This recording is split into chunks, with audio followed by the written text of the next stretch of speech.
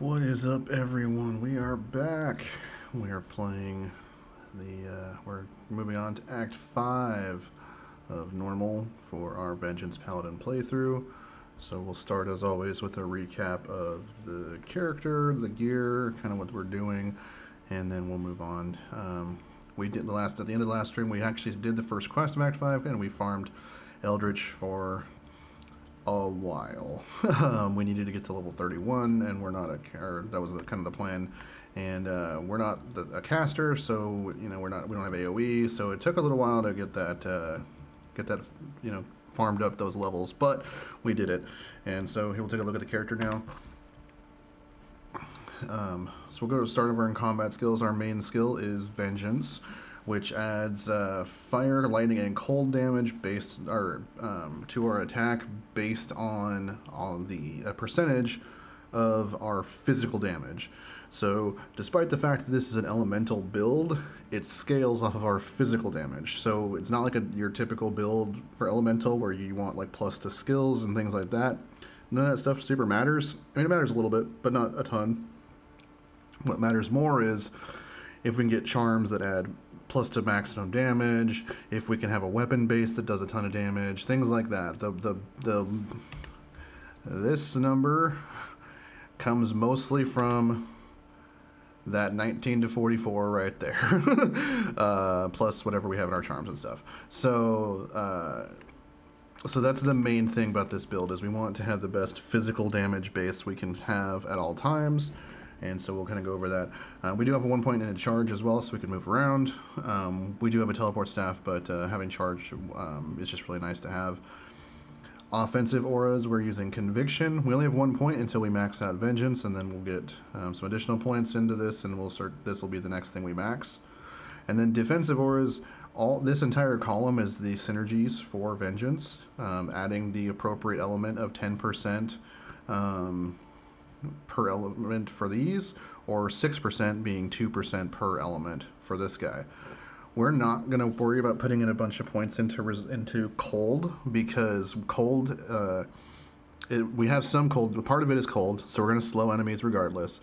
And when you're looking at breaking immunities with Conviction, when we get to Hell, we're not going to break any of the cold immunes. So cold is the least consistent damage type for us.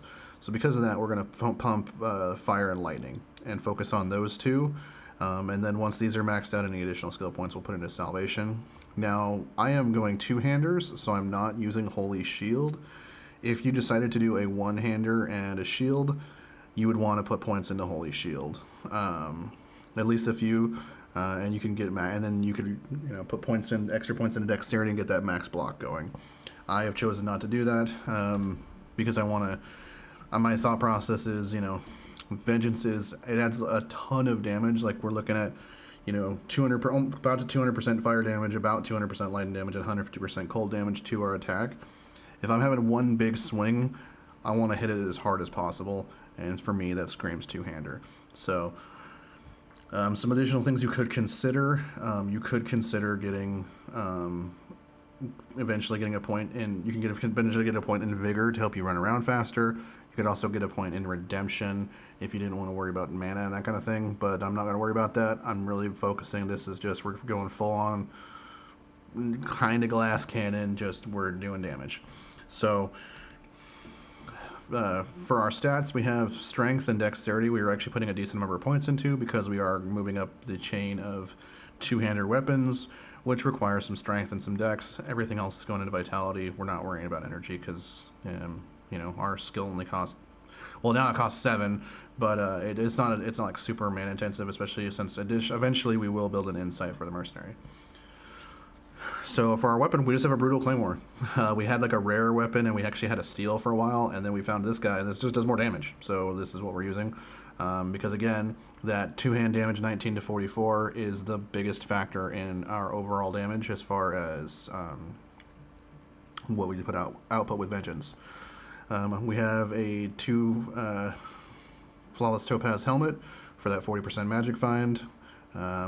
We can, to switch this out if we want to. We can always get another different helmet, but for general purposes, I like having some magic find. Just energy and mana, because it does come, we are spending 7 mana per swing, and we don't have insight yet. So we are chewing through mana potions pretty fast with this character currently. We got stealth. We're in normal, and so we have stealth. We eventually can look at things like, ideally in the future, we would get something like, a treachery or duress or something along those lines. Smoke if we really need the resistances, but I think treachery is probably the thing that we would really look for. But stealth is just fine. It lets us move faster, and it gives us some faster hit recovery. Sanders, we found these. They're really amazing for us. It's faster one rock by 40%, and then the attack rating, strength, dexterity, all those things we care about. The only reason we would give these up is if we found like tri-res boots, or maybe like alders or war travs or something. Like these are we could potentially wear these for the rest of the game.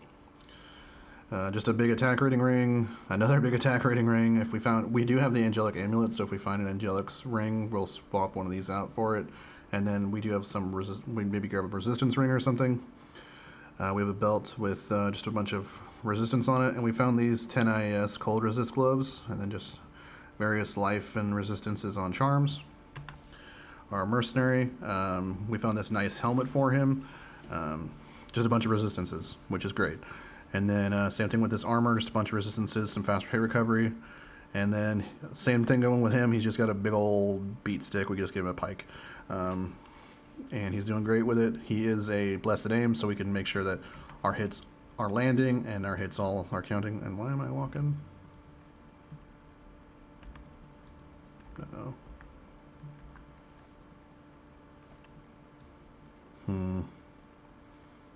I forget what button I pressed accident to do that. Whoops.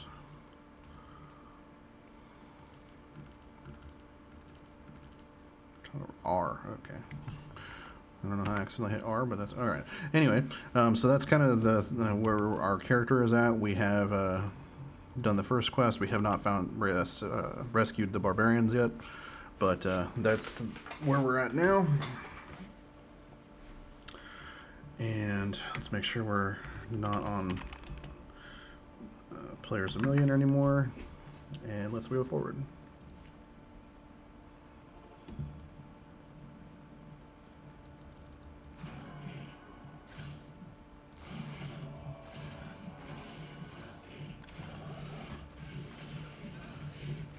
Oops, the XP shrine, I should have grabbed that first.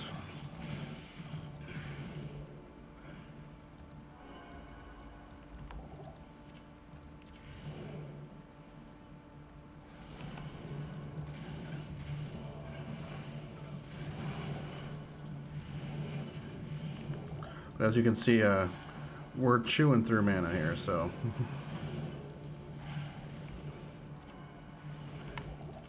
We're going to be grabbing as many mana potions as we can.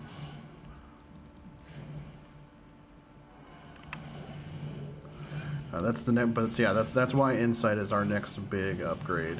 As soon as we get to Nightmare, we're going to try and rush to the Countess, because that's going to be a game changer for us, is getting an Insight.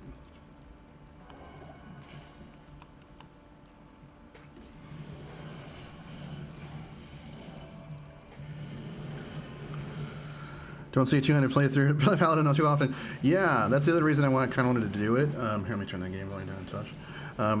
Yeah, you almost always see the sword and board or scepter and board Paladin, and with this build, since we're kind of basing our idea off of one shot, one kill type of a thing, I wanted to do the two-handeds.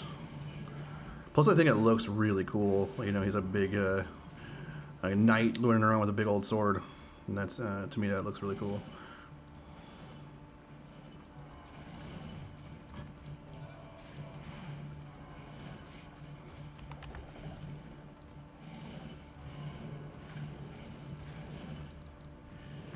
Curious how it plays in Hell? Yeah, we're gonna find out. I have done Vengeance before, and it is pretty fun. The thing that's nice is because we do all different elements of damage, we don't have to worry about immunities. So unless something would have to be immune to so many things for us to even worry about that side of it, things. The issue is going to be that survivability, right? So we may end up farming Andariel for a bit in Hell and try and get like a Rock Stopper or something like that would be really, really helpful for this character. Duriel's Shell would be fantastic for us for Cannot Be Frozen and a bunch of resistances. But we also don't have to worry about FCR with this character. We're not teleporting, really. I mean, we have a teleport staff, but we're not focused on that. We're mostly getting around with just walking and charge. So we don't have to worry about getting like FCR on places, so we can really focus on resistances.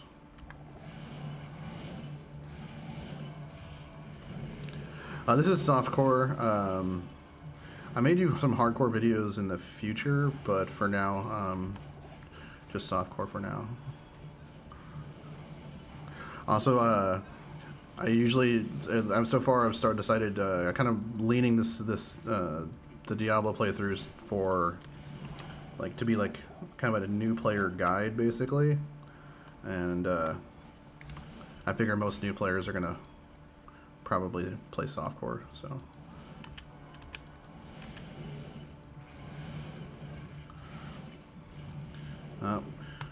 And the one tough part about this build so far is the mana issue. Until we get that insight, it's a bit rough. We just chew through mana potions, but you know, there's worse problems to have.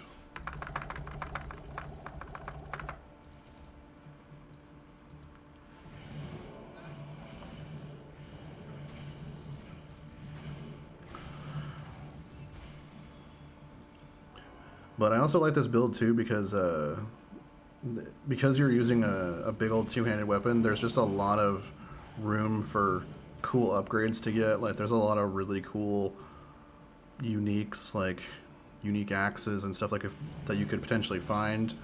That would be a pretty big upgrade for this build. Like, I don't know, like a Messerschmitt's Reaver or something would be really cool. Like, things like that. I really enjoy the two-handers for that aspect. And specifically when you get to Hell, a champion axe has really good attack speed breakpoints for Paladin, for how much damage it does. So that's kind of like one of the ideal bases that you could have, would be a champion axe as we move forward. Make sure I didn't. There's the first barbs.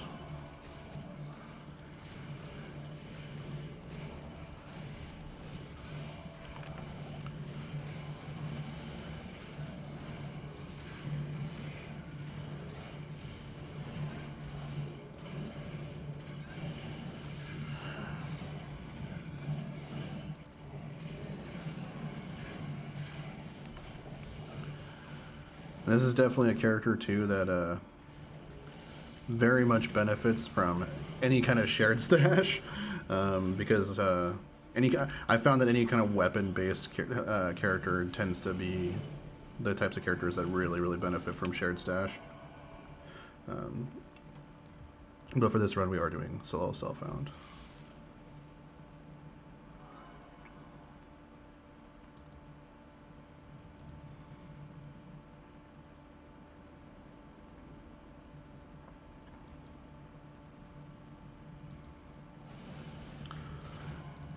And also the kind of the way that I like to do it is once we are finished with this run, I'll put up a poll in the Discord and that's where we'll figure out which character we want to run next. I'll usually put up a poll first for which class, and then whichever class wins, I'll put up a few options for build that we could do. Usually at least one of them is kind of something goofy, like a meme, and then or that would be like a shared stash type of, like, something that's really specific, and then the rest are like, these are some actual just like regular solo self-found builds that you could realistically do. That's how we got to Vengeance Paladin. That's what folks wanted to see. So what's my Discord? Let me go ahead and get a link for you. Give me just 1 second here.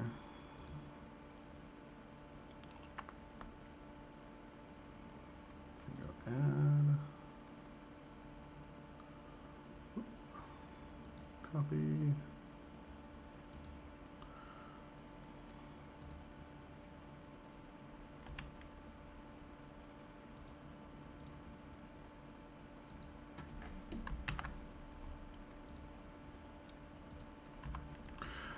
There you go.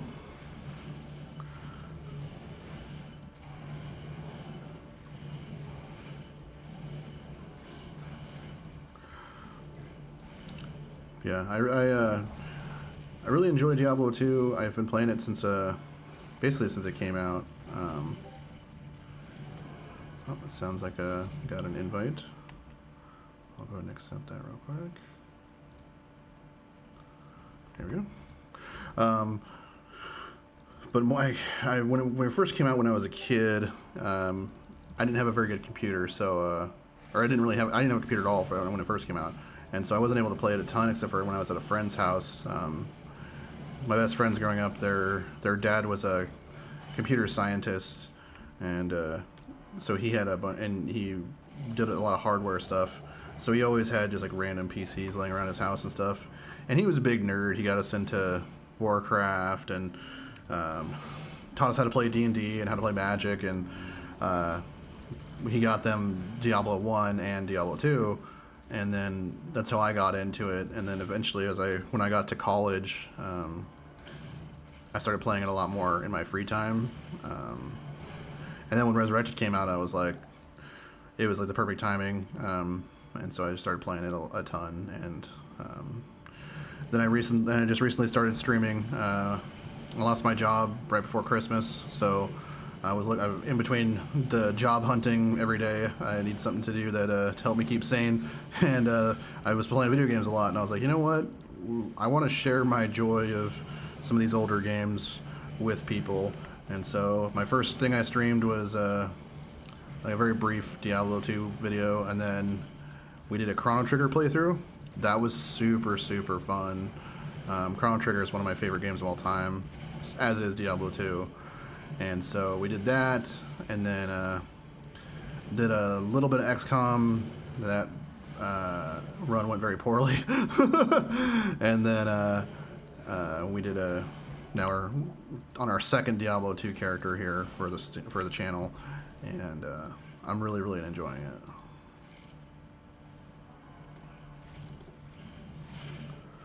29 to life. Do I value that more than the resistance? I don't think so.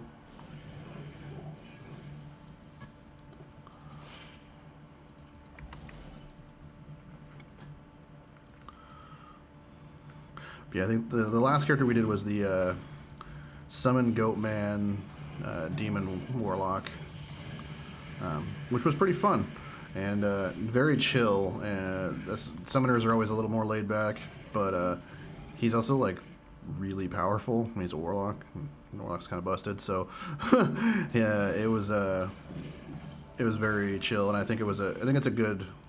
Those summoner classes are good for new time players that are a little bit more maybe worried about not being used to ARPGs and not having a ton of like skill to fall back on. I think summoners are good for those types of folks.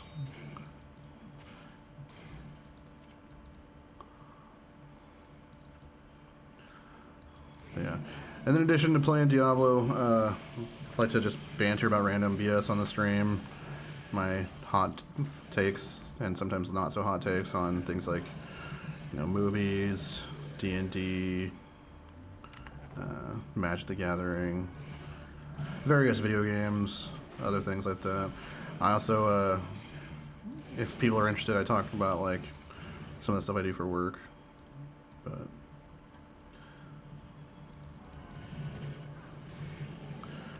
Kind of just depends on who shows up in chat and what they want to talk about.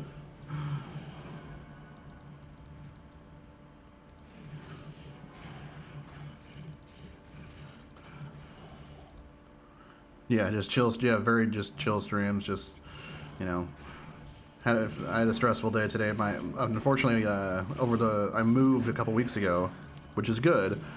But during the weekend that I moved, my debit card got somehow someone stole that information, and we're buying a bunch of stuff in Japan with my debit card. So I had to turn it off and go through the fraud claim process and all that mumbo jumbo. And so today I had to go to my bank and deal with all that kind of stuff.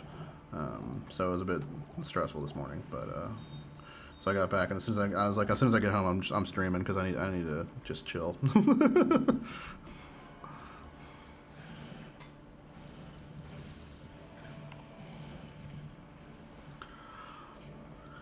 And I always say, like, in normal, I don't usually worry about grabbing all the waypoints.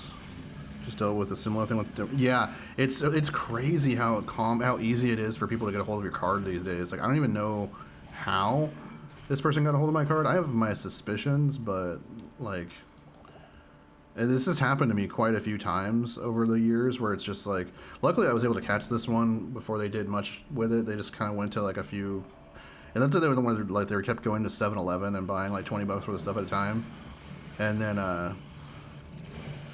and stuff like that. So it was only a few $100s they were able to spend before I caught it and turned my card off. But yeah, it's wild how often it happens, though, for sure.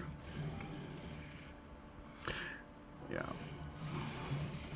and it can be really bad. I had one many years ago when I was in college. Some guy got a hold of my card and bought a couch, and a very nice couch, like that was like $5,000, and he sent it to Saudi Arabia. And my bank, for some reason, didn't flag that. And so I didn't even find out about it until I went to collections, and it took me like well over a year of like back and forth with the bank and fighting about it before like that got taken off of my credit report and all that stuff. And I was like a kid when that happened too. I was like early 20s. So I like didn't even, I had no idea what to do, and I called my uncle and I was like, what do I do? And he, you know, because it was like, you know, I was like 23 or something when that happened. So like I was like, I don't know what I'm doing. I don't know anything about banks. Like, and the guy had to full on opened a credit card in my name, and like he signed for it and everything. And like didn't even look like my signature. I was like, I ended up closing my account with that bank. So I was like, what are you guys doing? Like this clearly wasn't me. Like you're just letting anyone open an account in my name now? Like what is going on?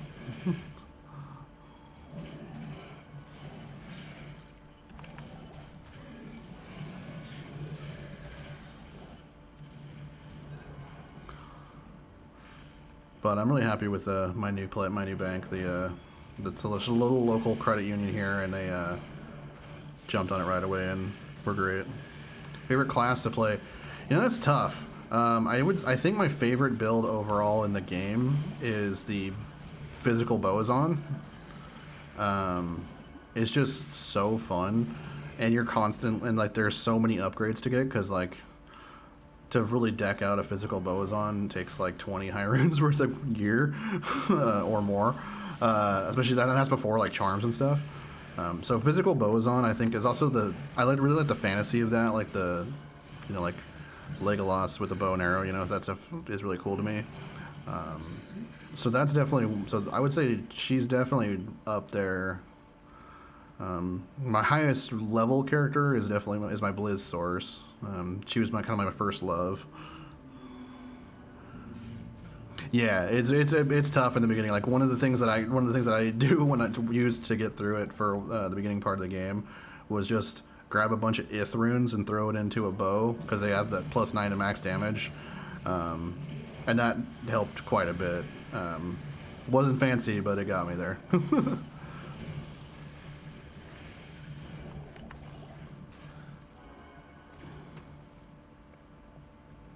Because that's the other thing too, is I know a lot of people will like, they'll level the character with whatever meta build, and then they'll respec to the thing they actually want to play when they get to like the end of the game. I don't really like doing that. Like if I'm going to play a build, I just want to like play it the whole time. Now in some instances it's tough, but Rabies Druid, yeah, I actually was playing Rabies Druid last night. I have one. He's definitely not done. But I need to figure out what I need to do to kind of make him work, because it is really cool. And I know that like once you've get through the game and everything, it's like it murders cows, which I'm excited for that. So definitely down to spend some more time on that character, but for now I don't. He's definitely not ready to go.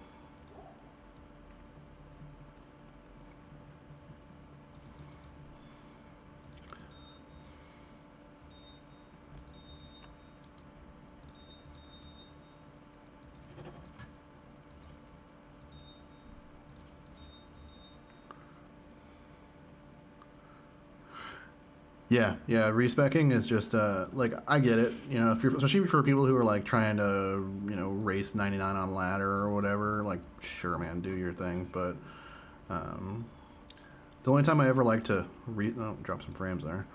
The only ever time I like to respec is like if I am already, you know, we're already through the game a good chunk, and then I find a new like weapon or something, like, oh, this is the perfect base that I've been wanting to find, or perfect unique that I've been wanting to find. Sometimes I'll respec to have the stats to use it, but generally speaking, yeah, it's like I'll pick a build and just stick with it the whole time.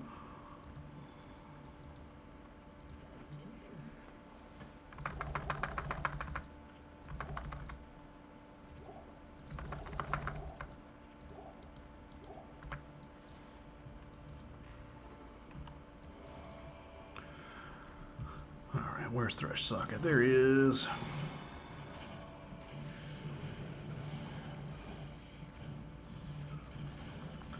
But yeah, I always tell folks in normal, don't worry about the waypoints, but in hell for sure you want to grab these waypoints, especially like you know, Thresh Socket here is a pretty easy little farm, and you can get him really close to the waypoint if you're lucky.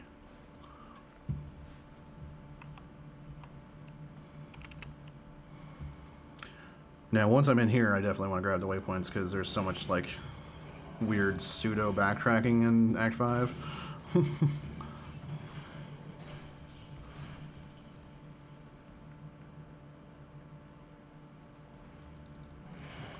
Oh, jeez.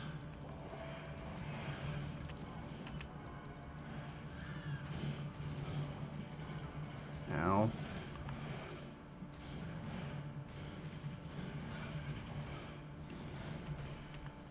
Well, my mercenary got murdered.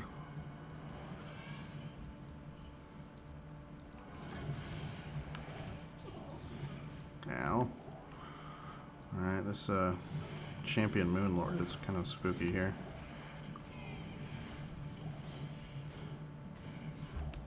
Whew.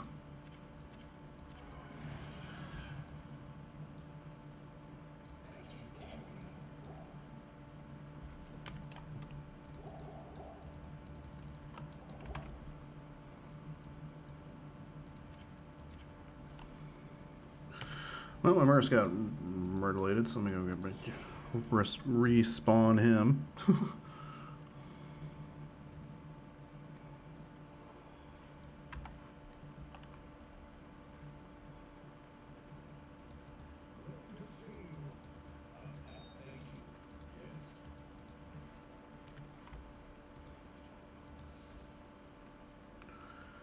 How often do you stream, or is it random at the moment? I try and stream every day, although the time is a bit random. Usually it's in the afternoon, because I try and dedicate my mornings to looking for jobs, that kind of thing. But it's usually afternoon. But I do try and stream every day, except for like weekends. Weekends I usually kind of, you know, keep to myself. But yeah, so mostly every day. But the time can be pretty random.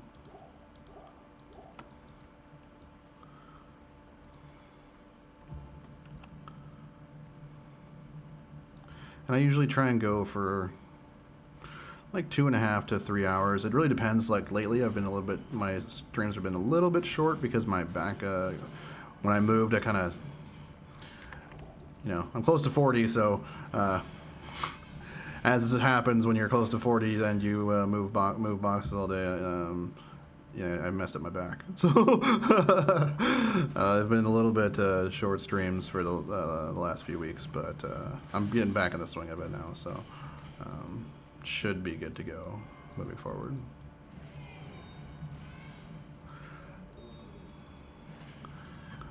And then obviously, if I have an interview or something, I'll usually won't interrupt the stream, but it'll like cause me to delay its start till later on in the day. So I'm gonna throw down a portal here because I want to find the waypoint before I go that way.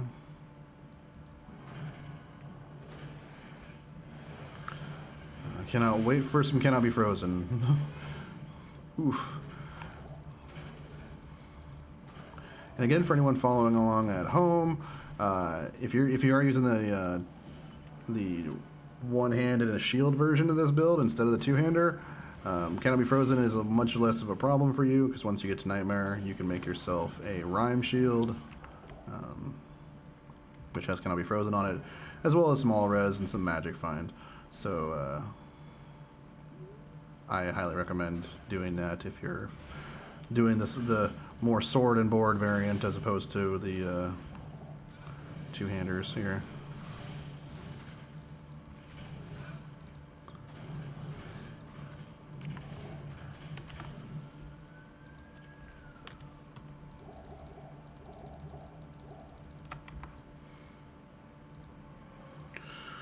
Well, Monster Shrine, I always like those.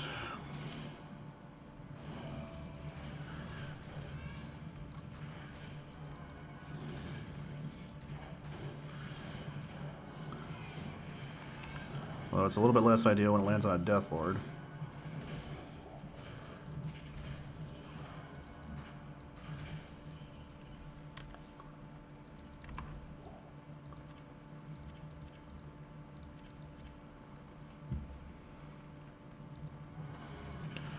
But I think the thing that I love about Diablo 2 is, so I've played some other ARPGs. I did not care for Diablo 3. I loved the beta of Diablo 4 and was super excited for Diablo 4, and then when the actual game came out, it was okay, but it was not. Once you get towards the end of the game and you're doing like 11 billion damage, I stopped caring. And I find that a lot of modern games are like that now, where it's like, oh, you're at the end of the game, you do billions and billions of damage, and I'm like, this is stupid, because these numbers are like unfathomably large, and thus, who cares? So I get really bored of that type of stuff. So a lot of modern games don't really jive with me.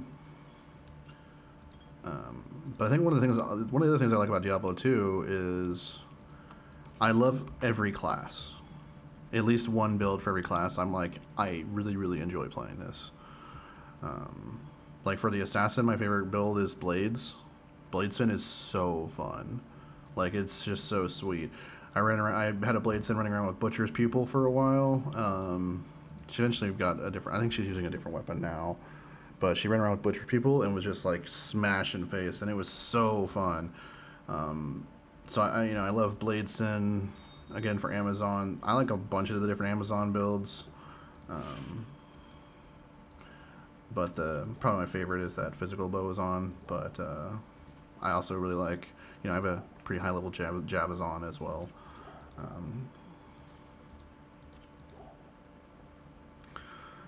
And then Source, Blizzard is my, kind of my main one that I play. But my first love was actually Frozen Orb when I was a kid. I was really into Frozen Orb. My best friend, he was really into, he played fire, so I played cold. And my other friend, there was two of them, they were brothers, and one of them played lightning. So Diablo 2, I can calculate how much damage I am doing, but Diablo 3 is hard when you can, like, your brain can, like, the human brain can understand the difference between like 500 damage and 1,000. Like, we know what that number looks like, right? People, you probably. You've handled $500 or you've seen 500 widgets or whatever. People can't actually fathom the difference between 1 million and 100 million. Those numbers don't make sense. Like, we conceptually can kind of understand, oh, it's a huge difference, and we know it's a huge difference, but like the actual like visualization of that we can't do. So it's like once it gets to that point, it's like, who cares, man? Like, you know what I mean? Yeah, exactly. It's just like, it's stupid. So that's a really fast way for me to lose interest in a game. Yeah, exactly. Like well, you can, like in Diablo 2, when I get my next weapon upgrade, when I get the next thing we're probably gonna try and make is we have a 3 open socket sword. So if we find an Amarin, we're gonna make a King's Grace. We're gonna feel that damage, like, cause it's considerably more damage than what we have right now, and it's gonna be like 40 more damage base or something like that. But we're gonna feel that, right? In Diablo 3 and 4, you know you get 40 damage from, you know, looking at the sky on Tuesday, like.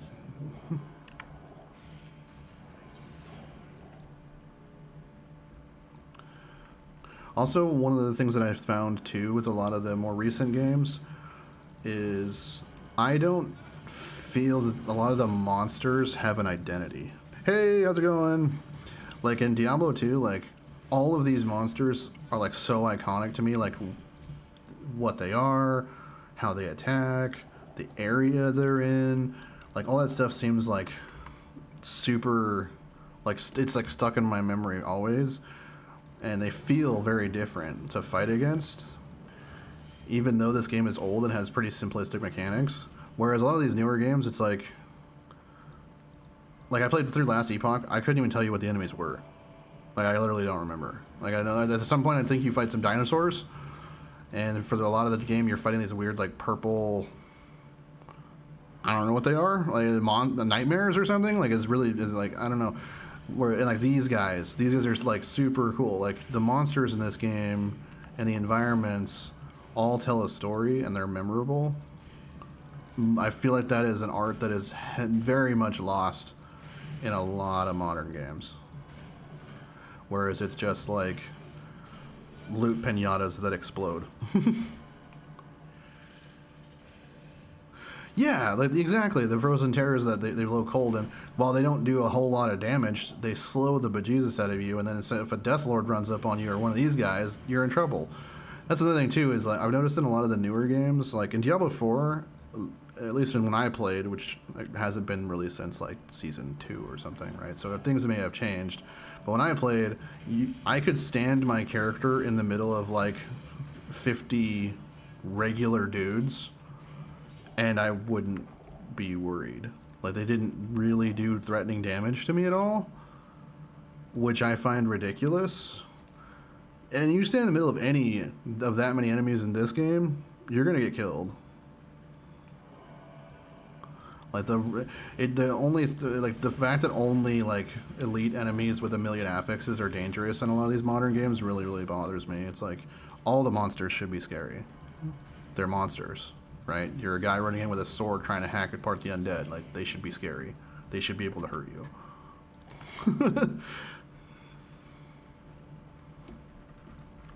Perfect. Waypoint. I think I'm catching on to the discussion. Yeah, it's I think and that's not to say that there aren't good more modern games. Like one of the games that I really got into recently and thought about streaming, but I just don't know if my computer would super handle it because my computer is pretty old at this point, is I got really into The Division. And while it's obviously a very different game, right? It's not fantasy. It's Tom Clancy game, right? So it's modern and special forces and that kind of thing. But I think the environment and the vibes of the game are so good, and the loot system and how the guns feel and everything like that is so good that I can play that game over and over again and not get bored. And that's what I really look for in games. Like Diablo 2, I've played through this game, I don't even know how many times. I have like 100 characters probably. And I just never get bored of it because I'm like, this game's amazing.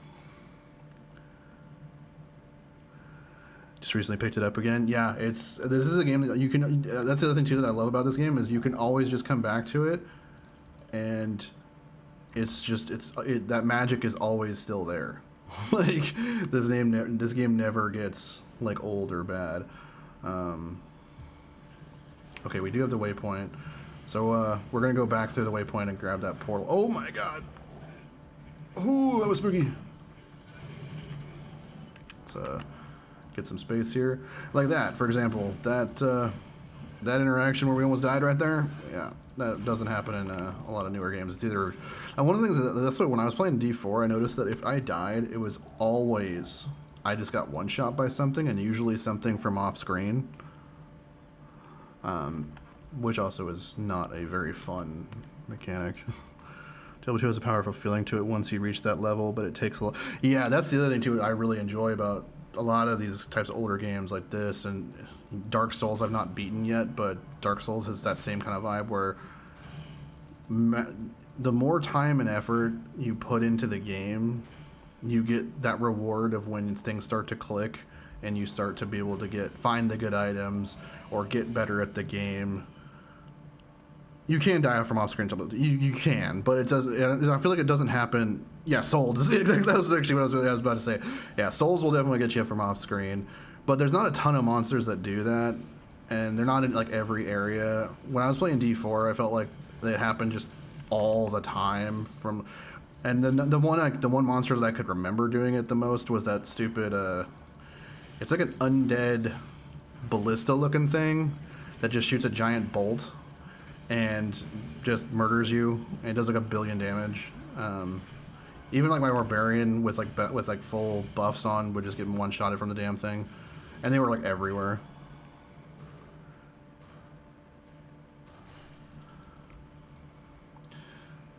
All the Diablos that follow. Yeah, the regular monsters in the other Diablo games, unless they're like those super elites with 1 million affixes, they're pushovers, and it's like, what's the point?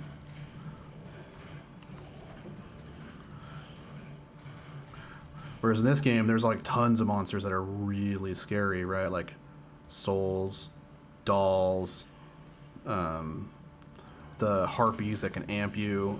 Those guys are pretty crazy. Anything with an aura, especially if it's like fanaticism or might or conviction.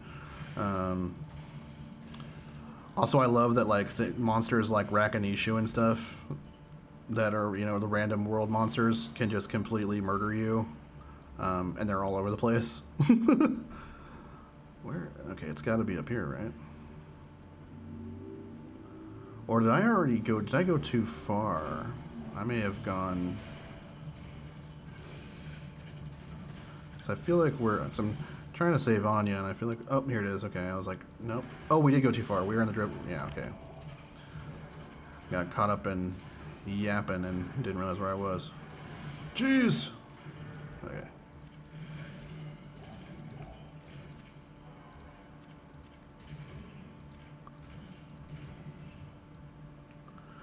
I'm not going back to hardcore as I did 20 years ago.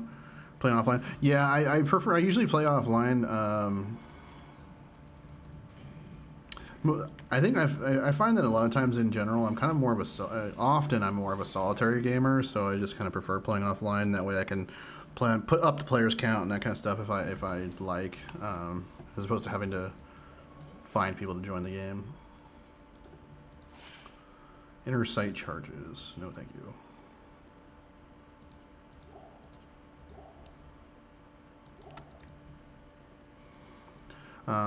But if at some point I would love to, jump on a season and play with viewers and stuff. I think that would be really fun.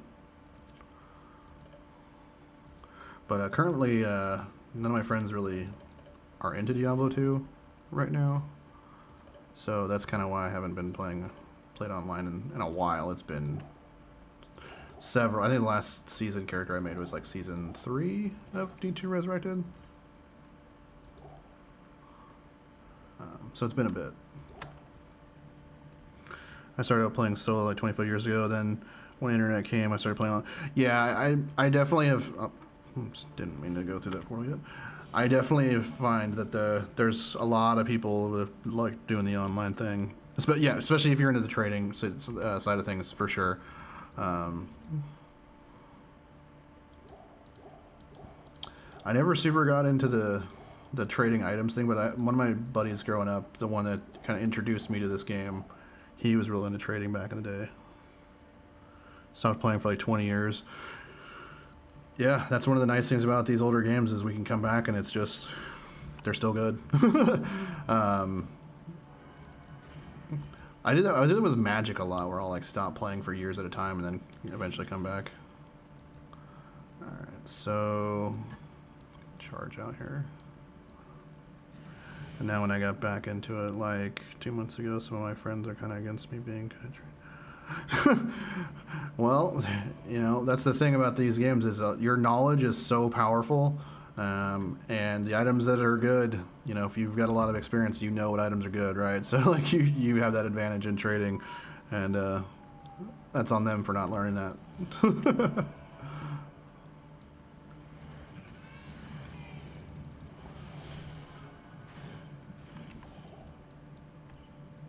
Yeah, researching things is a skill that seems to be. It's funny. We live in an era where it's so easy to research any topic because of the internet, and I find so many people these days have no idea how to research anything. Like they just, oh, somebody told me this, then I'm just gonna believe that. I'm not gonna look into it.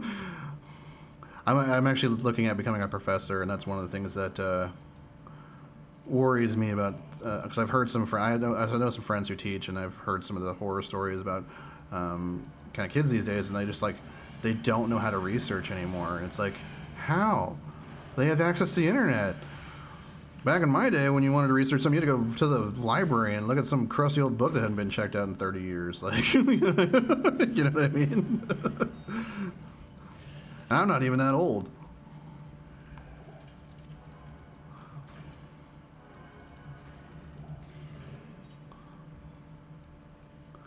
Professors pretty much speak of research. Yeah, I want to become a professor because I'm thinking about it. I have a meeting with actually my old academic advisor. She's still teaching, and she's absolutely amazing. She's a dear friend of mine, and we're gonna meet up for coffee next week and talk about potentially me getting a role in her department. Because I've been working in the field for a while, and not exactly burnt out, but yeah. Yes, I got an MBA focused on healthcare administration, and then I have my undergrad is in healthcare administration, public health, and then also my associates is in education and exercise sports science. And but I'm thinking about if I do decide to go this professor route, I will go back to school and complete my doctorate, I think. Which is kind of a goal I always had when I was younger. It's just when I got into the field, the difference between an MBA and a doctorate in healthcare administration is basically like who cares? Like if you have the only reason to get a PhD in the field is if you want to be a professor, pretty much.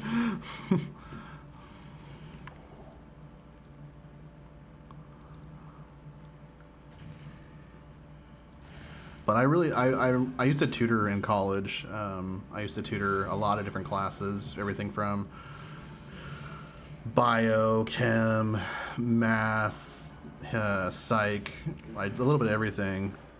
American, yeah. I'm in the Pacific Northwest of the U.S. And I really enjoy watching people learn. It's always been something I actually initially when I first started college wanted to be a school teacher, but teachers here make like no money unless you're like a professor at a relatively nice college. And so that's kind of why I ended up going into healthcare leadership. The doctorate, yeah. Yeah, so basically I went into the field because I wanted to make some actual money. But the last few places I've worked have kind of burnt me out pretty bad because I got into healthcare to try and make a difference and improve like quality and access to care and really be like I'm like a really mission driven person like with my work. And a lot of the places that I've worked in the last 5 years just don't value those same things. And I'm really just kind of over having a boss that because they own the place and they grew up with money, that I have to now answer to them, and they have no mission or values whatsoever, and that it's not good. There's basically very few that gets the opportunity to do it after their masters. They have to teach and expertise. Yeah. Yeah, so I'm hoping I can get on first with just like as a part of the instructor pool and teach some lower level classes while I pursue my PhD. Welcome to the Nordic school system. Yeah.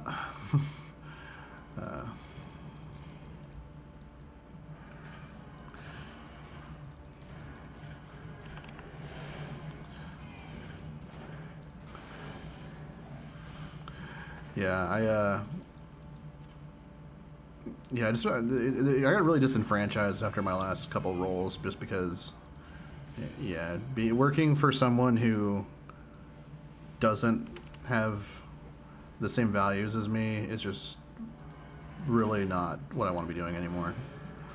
And so instead, I'm thinking maybe I can take my knowledge that I've accumulated over the years and help the next generation of leaders perform or learn how to do the thing correctly. Because that's another thing that I've found is so many business leaders these days, they don't know how to lead, right? They try and manage people, and my philosophy is you can manage things, but you need to lead people. And the vast majority of people in these high-level positions of leadership and management have no idea what I mean when I say that.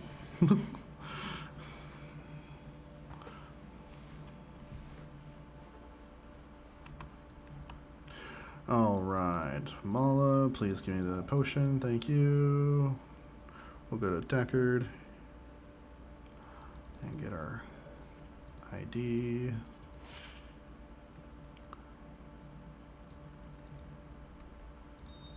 Oops. Oh.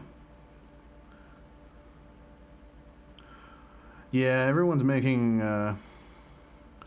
record profits, and they're not incentivized to share. Thank you, Mr. Viewbot. I am not interested. I like real people in my chat. Thank you. That Viewbot comes in here every single stream, and it's super annoying. Like, no, I don't have any interest in trying to buy viewers. I think that that's weird, and I would never participate in that type of behavior. People either want to watch me because they enjoy what I do, or they don't want to watch me. Why are my runes not stacked? Just because I'm doing a solo self-found run, so I want to keep all of this character's stuff in here, just in case I use them. But my other characters, yeah, they have their runes are all in here, but... It is kind of a pain in the ass to do it this way, though. So, because yeah, it makes it, you have to do the old school method of click dragging everything into this dash.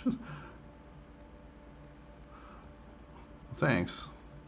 Yeah, I'm really happy to be streaming, and if I ever do get a viewership that's larger size and people, and I can do this for more than just a hobby, that'd be cool. But for now, I'm just having so much fun just chatting with you guys. And remember the mules? Oh yeah, I still have a few that I just haven't done all the things with, gotten figured out. I just kind of brought them all over when Reign of the Warlock came out. So there's definitely I need to do some spring cleaning in my overall Diablo inventory. All right.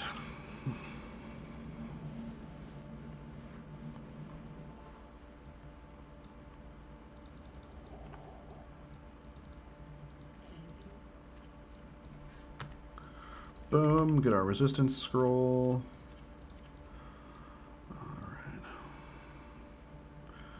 We'll go talk to Anya and see if she wants to give us anything cool. Probably not. I've just stacked all of my shit in several mules just to not have to look at my... Yeah, exactly. Yeah, that's probably what I really need to just kind of do that. I have a few things that are kind of set up that way, but not everything. Let's see what she gave us. +1 to offensive auras and a bunch of resist. If we were the sword and board version, this would be fine, but we're not, so we're gonna... Thanks, but no thanks, Anya. You can have this back.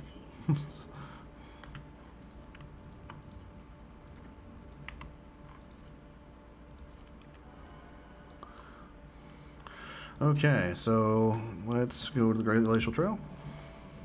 I'm not going to worry about doing Neelasac here. Play ladder.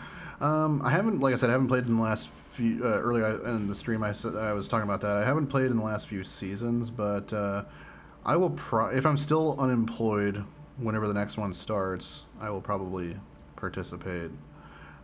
Or if there's like viewers that want to like hop on and we can all play together, I think that'd be fun.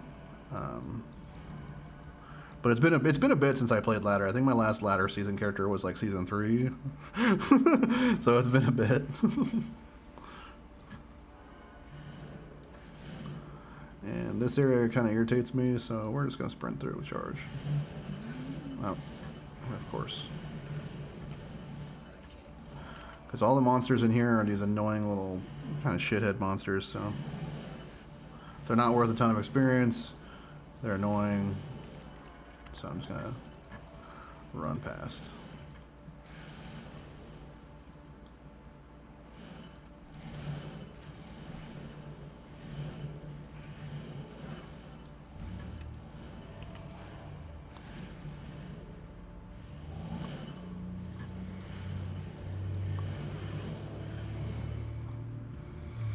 I'm not sure how I feel about the new ladder. I built a certain wealth, kind of hard to just start over again.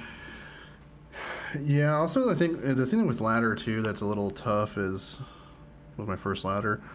Yeah, the thing with ladder too that's a little tough is there are people who use like the trade sites and stuff, which is fine, but they like will use the form gold stuff, and so like, and there's still a lot of botting and stuff, so like so people will just kind of abuse that pretty hard sometimes. And while that doesn't really, I don't really care because I don't really do, like I said, I don't do a ton of trading. That is a thing that exists. Yeah, JSP. Which I don't really have a problem if you want to use JSP. It's just not, that's not really something that I would do. But if people do, I don't really care. Yeah, but it is just something too that there is an aspect of the game that can't be ignored. Oh my god. They use Tradery for trades. Yeah, Tradery is. I think Tradery is great. That's the. I've only done a handful of trades in my day, and Tradery is what I used. I traded for my first torch, I think, and Annie a few years ago because I wasn't playing a paladin, and I didn't really have any interest in making a paladin, and farming a torch without a paladin is just such a pain in the ass. I was like, I'll just trade for one. I don't remember. I don't even remember what I traded for, but. I was playing a Zon, or Boa Zon, so like it wasn't even I got like some crappy torch and it wasn't even expensive. It was just an Amazon torch, so. I think I traded like an Istrun for it or something stupid.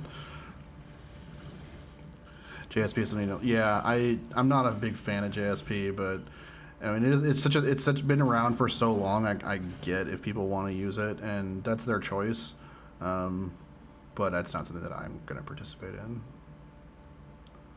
Alright, Summit. Okay, so I will look for and grab this waypoint because if we die here, I don't want to walk back for 100 years. Did we already get it? We did not get this one. Because that is literally people just getting it. Yeah, exactly. It's like the whole point of the ladder reset to me is to make sure everyone like restarts at 0 and we're all on the same level playing field. But we're not because JSP exists. So it's just weird to me. Like it doesn't really seem to make sense. Also, like I'm generally speaking, I'm very much anti like the pay to win lifestyle. Like, even when I play Magic, like, I mostly play just Commander these days. I don't play competitive anymore. And that's why in my group, we just totally allow proxies because we know what power level we like to play at. And so it's not like someone's going to try and build a deck that and pub stomp everyone because we're, you know, we're all friends. We play together forever. We all know how we like to play. And I'd rather play against you and your skill than your disposable income. Played a bit of Magic. It's such a good game. Although I'm not a big fan of some of the things that they're doing as far as like the direction of the game, where it's like 99% Universes Beyond. I'm not a big fan of that. Like, some of it mixed in was okay, but when it's like so much of it is that, it's kind of like I kind of don't care anymore.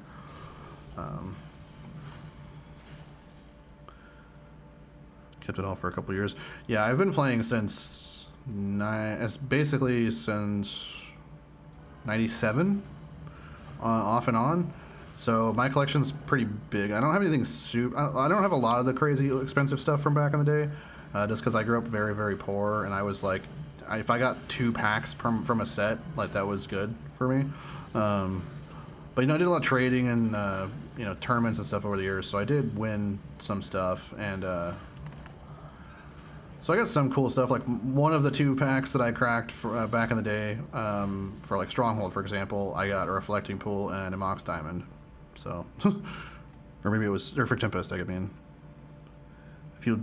Oh yeah, the dual lands. It's funny too because those exploded. I remember when those exploded in value. I remember for so long they were like you could get a plateau for $20.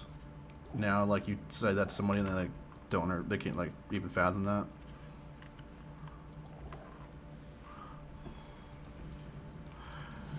Like, I remember when when Underground Seas first hit like $900 or whatever, and I was like, what are we doing, dude? And that was when I was like heavily into Legacy, so I was like, this sucks. I lent it out to a friend for his deck. He gave the deck away. Wow, that's not cool, man. That sucks. I'm sorry. That's awful. That so sucks.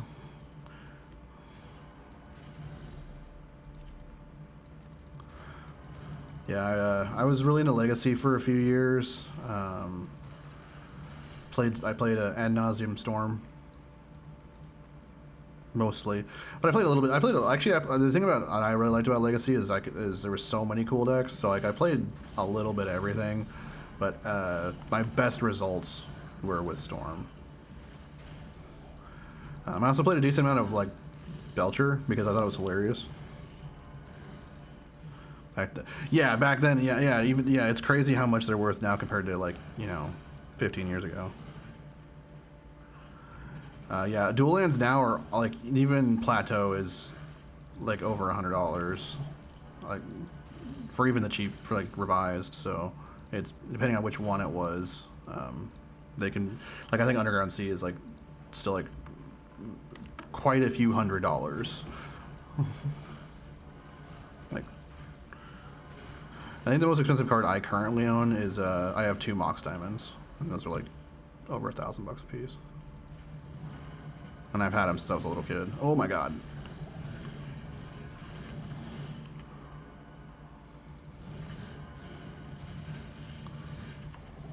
This is what I mean about regular monsters in this game being dangerous. Those frickin' Death Lords almost got us murdered right there.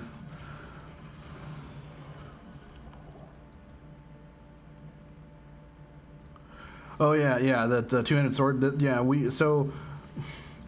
I think it just mainly it looks cool to me, but also I wanted to do. The thought process was, you know, Vengeance is the whole point of Vengeance is you're adding a ton of damage to your attack. So and it's a percentage. Well, if I'm adding a huge percentage to my attack, I want my base attack to be as high as possible, and in order to do that, I need to use a two-hander weapon. And so that, and then the fact that it looks cool, like, it's a paladin with a giant sword. That's badass. So that was kind of why I was like, yeah, we're gonna rock two-handers in this video. I do post all these to my playthroughs. I post to YouTube afterwards. So Yeah, exactly. But you know, like I said, I've been saying it throughout this video and this series in general. If you wanted to play with, ah, crap, I did it again. If you wanted to play with the sword and board version, been given some hints on kind of how to do that. Latest build. What is it? I'm curious. Okay, we need to get to 100 strength.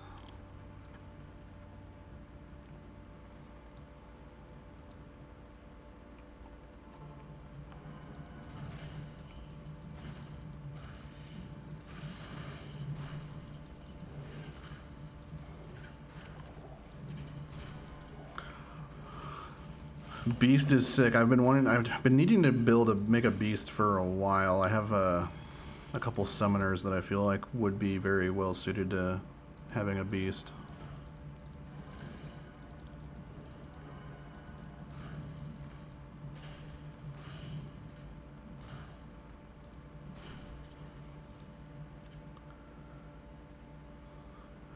And a 6-shelled phase blade.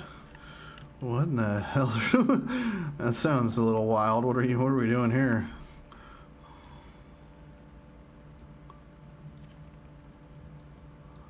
Oh, I didn't resurrect my mercenary. Whoops. Oh god. A storm shield. Okay. Storm shield is a sick one. Any chance you get to use a storm shield is always a fun time.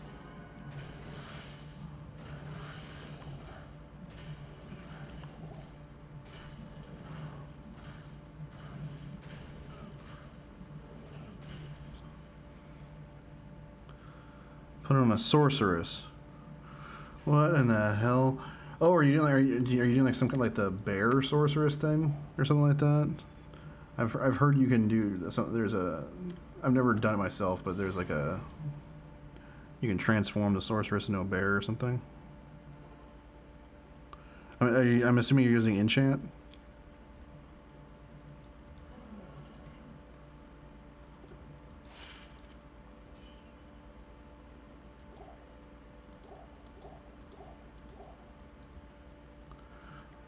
Yep, level 46. Yep, that sounds right. That's the cool thing about sorcerers. You can, I mean, being able to have a huge level enchant, you can pretty much do all kinds of weird, crazy stuff with it, which I think is really cool. I think the new warlock set that gives you a really high level enchant also lets you do some pretty cool stuff like that. I really like the goofy, off meta stuff that you can do in this game. I think that's a big part of why I keep playing.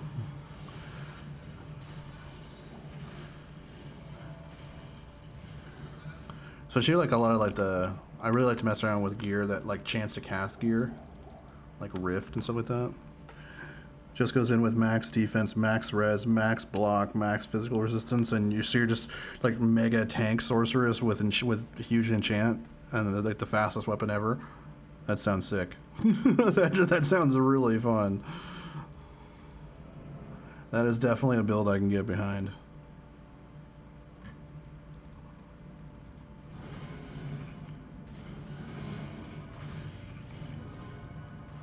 It doesn't work though. Yeah, that's the thing about some of these off-meta things. They're not the most efficient, but you know what? If it's fun to play, I don't really care. Like one of the characters that I have that I find really fun is I made a Aragorn Paladin. So he has a two-handed sword and uses fanaticism and stuff. No like magic, right? And Merc with Infinity. Oh yeah, you gotta have the Infinity Merc when you're rocking enchant is just epic. But yeah, I have an Aragorn Paladin that's he has a two-handed sword on, and then on swap he uses like a great bow or something. It's super fun. It's goofy and it's not particularly strong, but it's really fun. All right, let's get back to. We finally found the waypoint, so I'm gonna.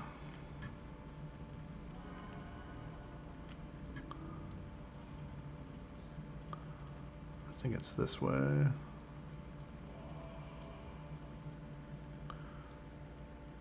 So cool to see. But a lot of people think it's funny to see a source turn. Yeah, the bear source is so cool. Like, it's so sick. That's one that I've always anytime I've always wanted to do it, but I've never had the gotten together the stuff to make it work. But it's really cool. Okie dokie. So we're just gonna I'm gonna try and isolate these guys one at a time. We'll see. Alright, take Maddock first, that's fine. Ow.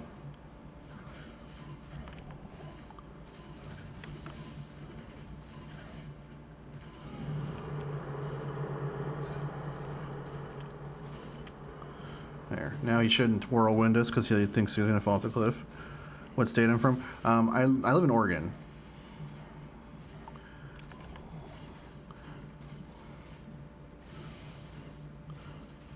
Alright. Metallic down.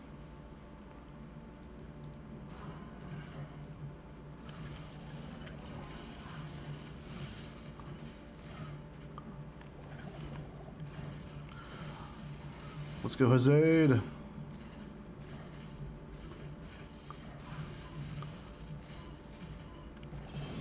There we go.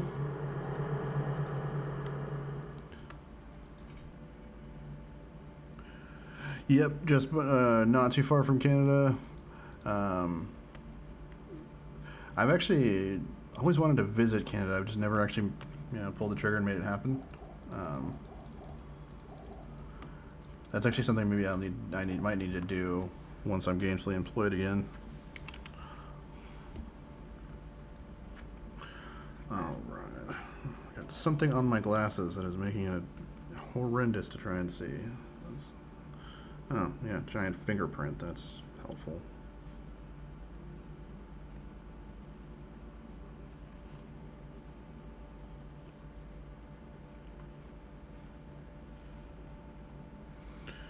Yeah, West Coast is great. Oh, did I post the Discord in the chat for you? Let me go ahead and do that. I do have a Discord server that I will generally post when I'm going live. And so if you'd like, I'll post the link here in the chat, and you can, if you'd like to join the server, you're more than welcome to.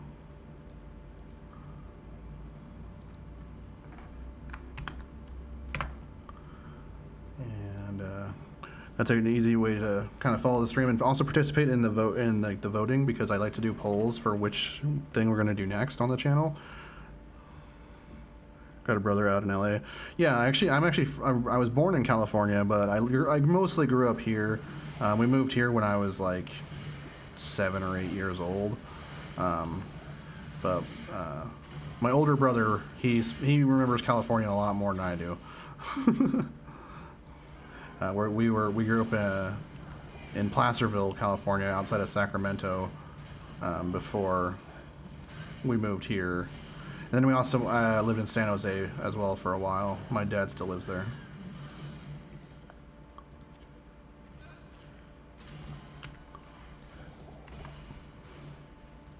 Ooh, this giant sword.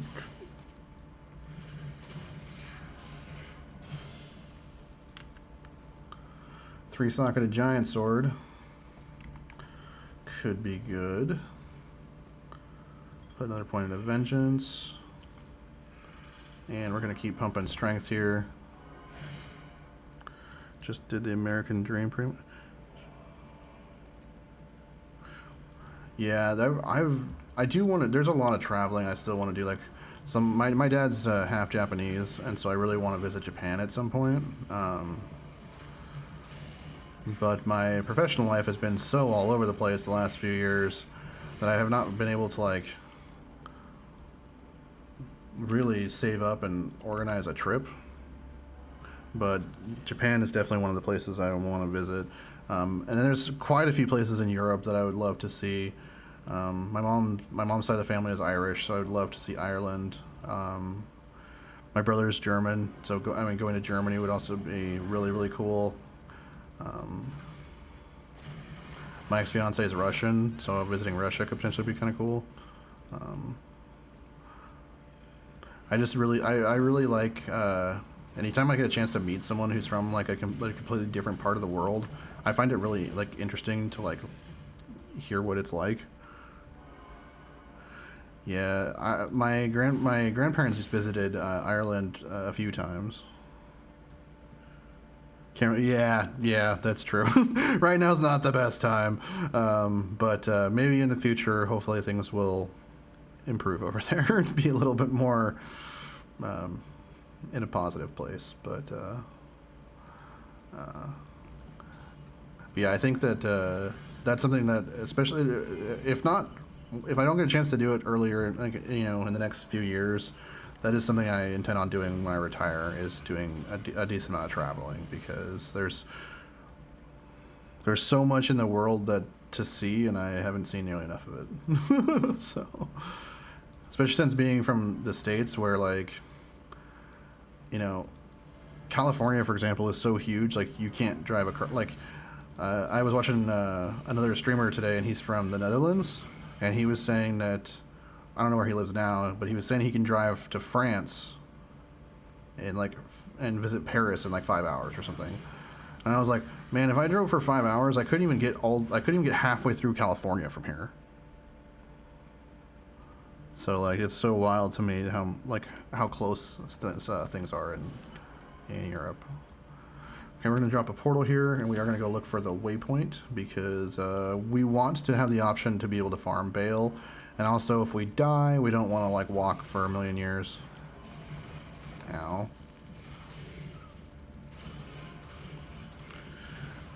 Okay, so yeah, so you know what I'm talking about then.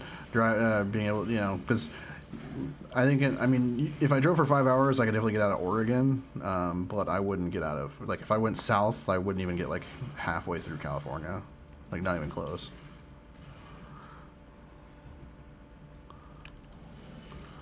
So I think last time I went to California, we went from here down to San Diego, and we left in the afternoon or the morning, or I think it was the afternoon, and we got there the next morning. So it was like a 13-hour drive or something.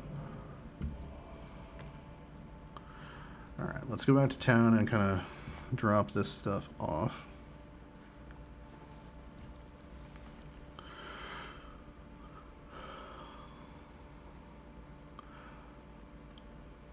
So the Claymore is 13 to 30. Giant Sword's 9 to 28. So we can actually get rid of this, because we have the Claymore. So we'll keep the Claymore, and we'll get rid of the Giant Sword. 113 strength needed for our homie to have the Partisan. He doesn't have that yet. I think my country is roughly the size of California. Oh, okay, yeah. California's big, and I know a lot of countries are considerably smaller than California. And especially like it seems like in Europe there's just a lot of things that are like really tightly packed together.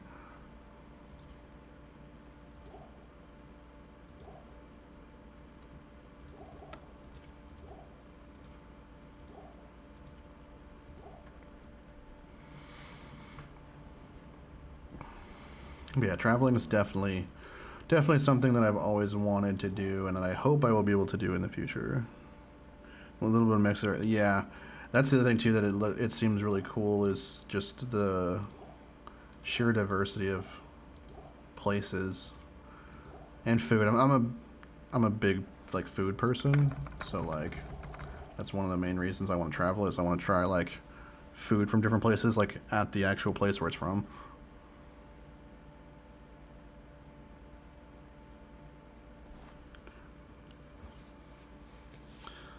Okay, so we're going to Worldstone Keep here, and level 3.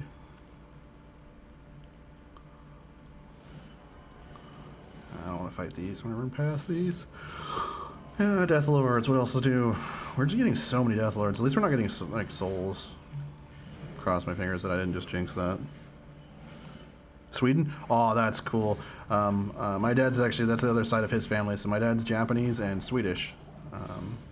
So It's kind of nice because we joke that that me and him are the tallest Japanese men in the world because he's like 6 foot, maybe 6'1", and I'm 6'2", and both my mom's side of the family, the Irish side, and then my dad's side are both we both get to be tall despite the fact that I'm Japanese. So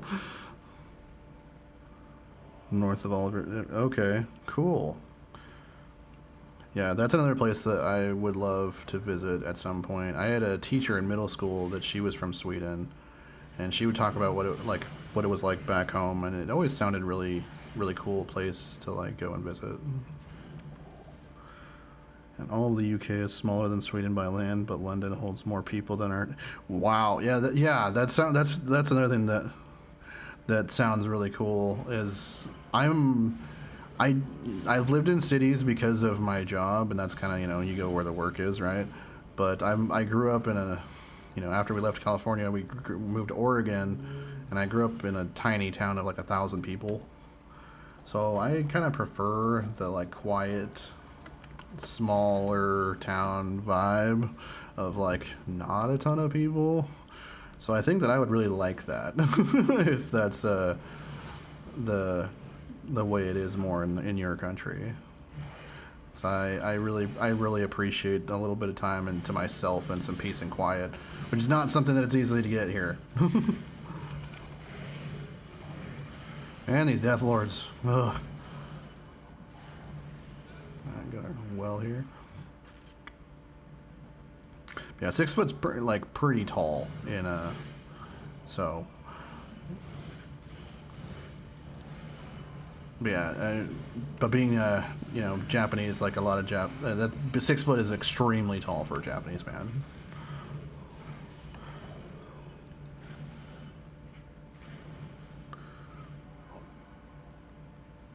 Cool. That sounds, yeah. My teacher used to talk about it. It sounded really dope. Oh, why am I dropping frames randomly? That's so weird.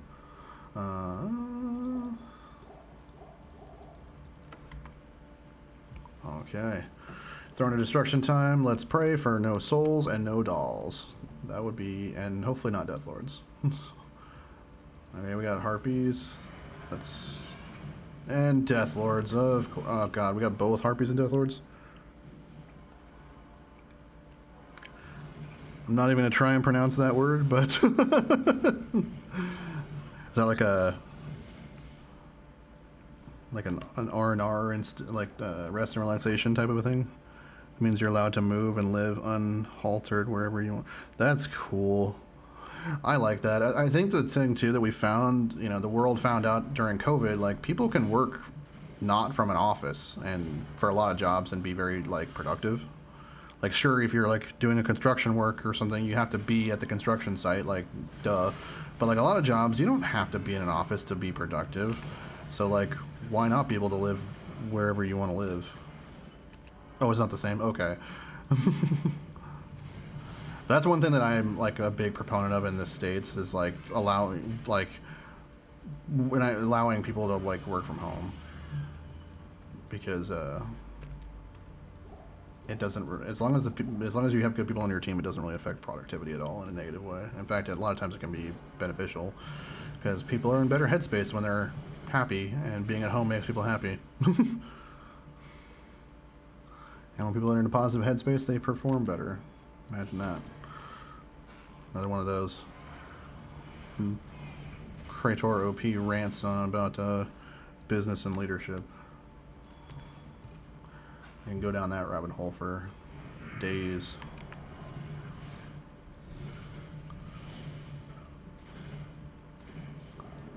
Okay.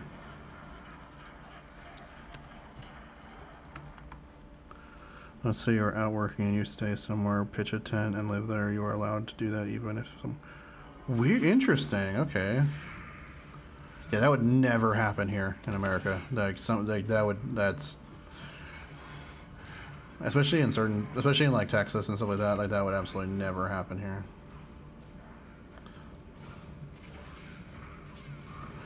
One of the things that as Tom mentioned in the last stream, that really drives me nuts about the States, and I don't know if this, it seems like some other countries it's not as bad, but kind of depends on where you are, if you don't own a car and drive like actively, and you live in the States, you're basically treated like a second-class citizen here. Like, it's like I've been told so many times throughout my life that like I don't have my shit together and like I'm not a real adult because I don't drive. And it's like, dude, my last job, my title was like chief operations officer. Like, I think I have my shit together. So like, it's, to me, like, that's like one of the things that I really hate about the States is like, if you don't drive, you're like considered, like it's considered a hugely negative thing, which I don't think it needs to be, but.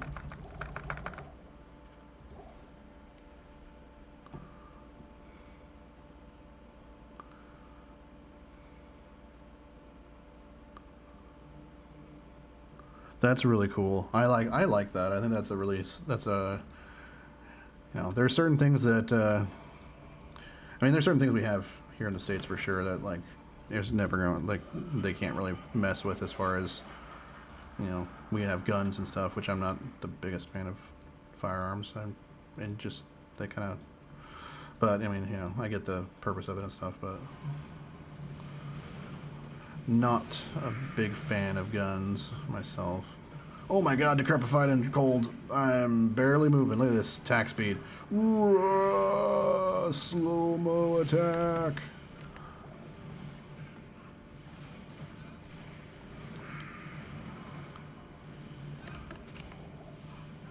Oh my goodness.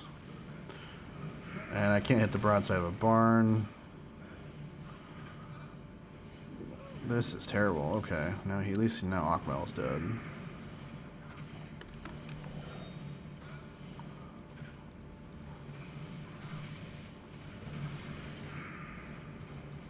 What am I stuck on? That was weird.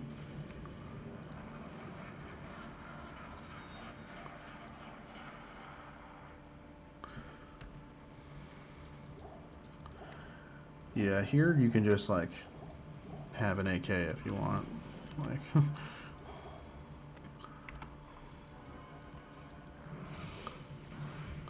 and I know plenty of people who are very into guns and are like really safe with them, and I think that that's great for them, but they're just not, I'm just not a fan. I'm not like anti-gun or anything, but I'm just not, they're not for me.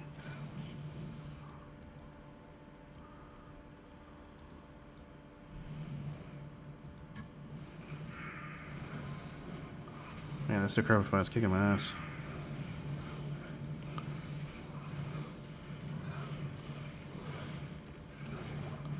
Yeah, I actually know a guy who makes those, oddly enough. Kind of a weird.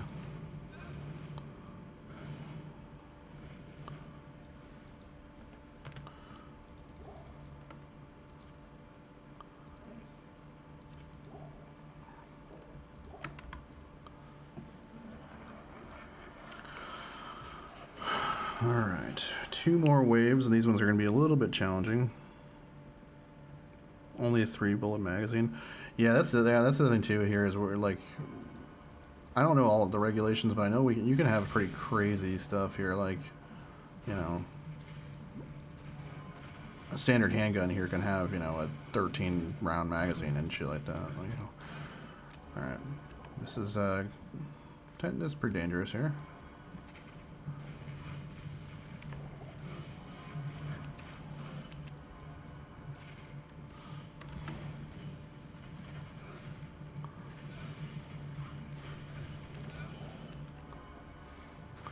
You gotta keep fighting and then pulling back, and then we don't want them to surround us.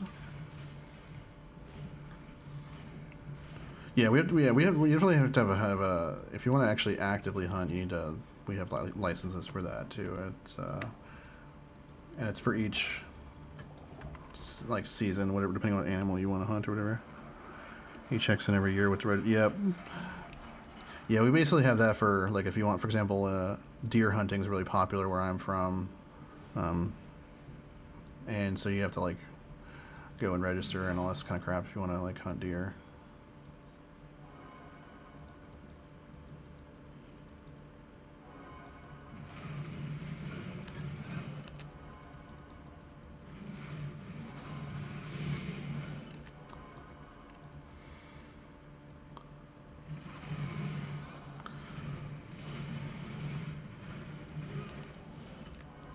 We may not be able to kill these guys. We may have to do the lead them away strat here, or unless I can get them isolated one at a time.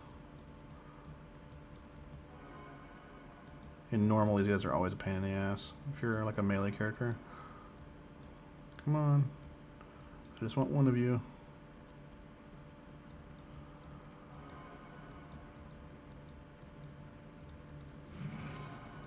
Oh shit. No, the Death Lords are coming. This is great.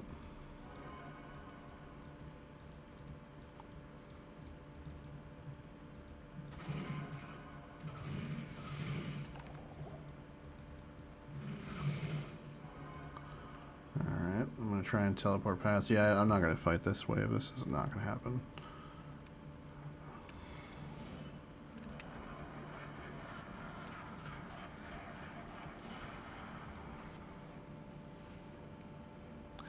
Yeah, the Lister was not gonna happen. There was no world that was gonna work. That's a boo-boo charm.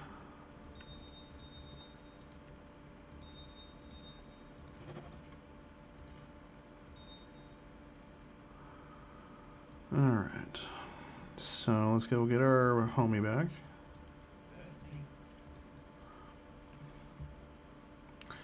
Now, we don't have any kind of crushing blow yet, so killing Baal is going to be a chore and a half, but that's alright.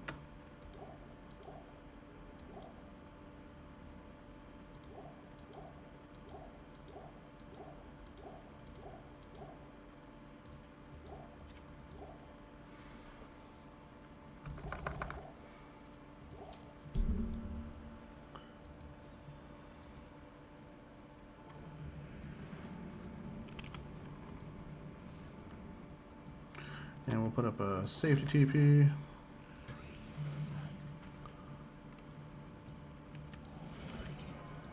Oh, come on. Instant teleportation.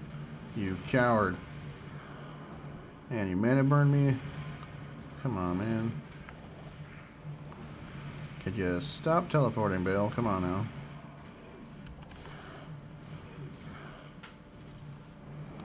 Jeez. He's really being a... Come on, man. Like, stay in one spot for more than 2 seconds, please. Oh my god.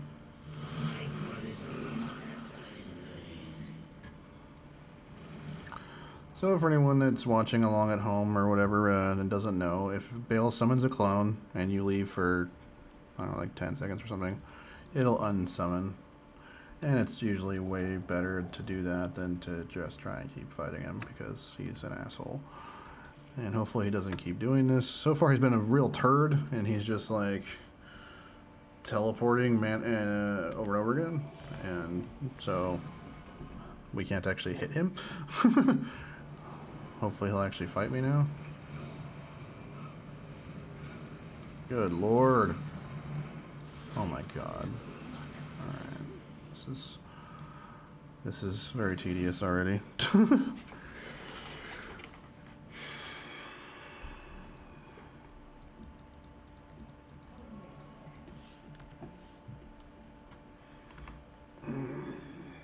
a drink of water here.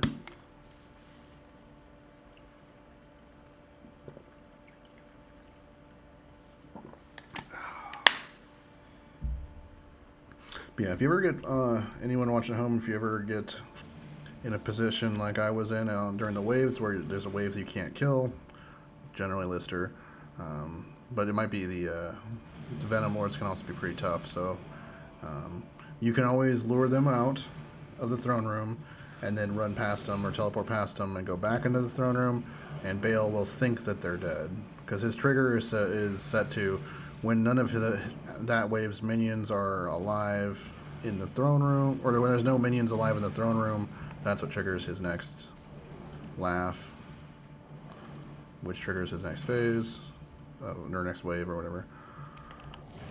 It'd be nice if I turn my aura on.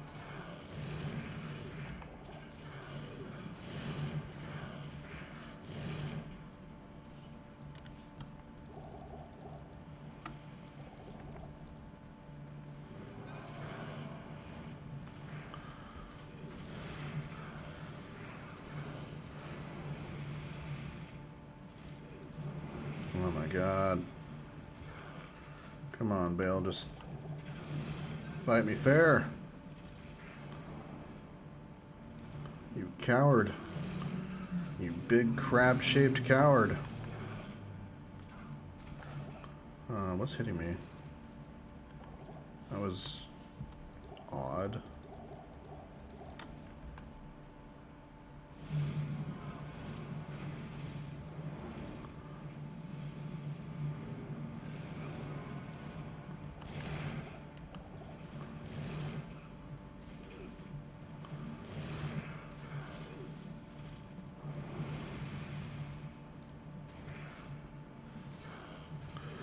We would really love some crushing blow here.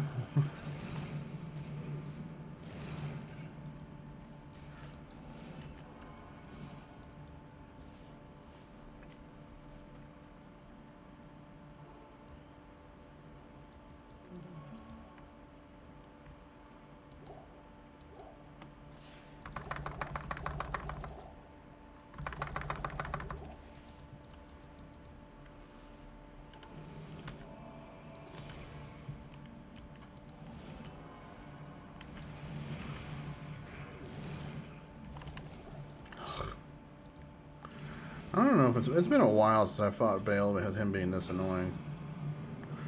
Usually he doesn't teleport and do this much annoying shit. Usually he at least somewhat tries to fight. He's not even attempting to fight me. He's just like running around.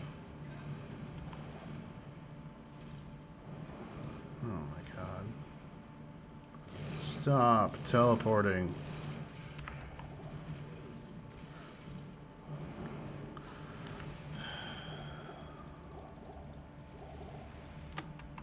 This is like the worst Baal fight I've had in probably a couple of years. Honestly. This is obnoxious.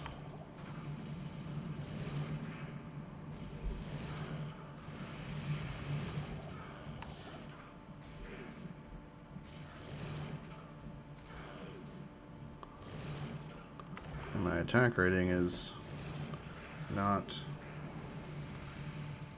working to my benefit here. I have good attack rating for my gear and stuff, but one of the things about this game, the chance hit calculator is a little wonky, because it includes not just your attack rating versus the monster's defense, it also includes your level versus the monster's level, and Baal's level is a lot, so we're gonna just miss a bunch, like, no matter what.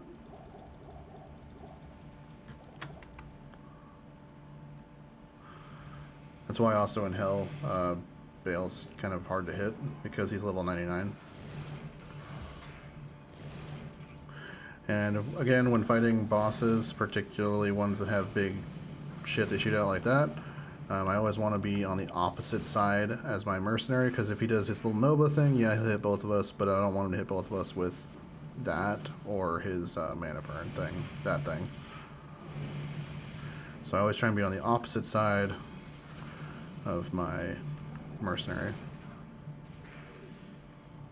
Oh, come on! Let's go! There's the clone. Yeah, let's get out of here. Get one more round of potions and we should be able to kill him, assuming he doesn't clone himself again.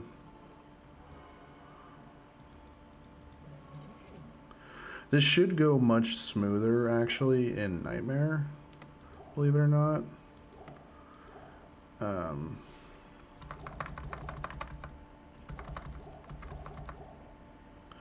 Mainly because our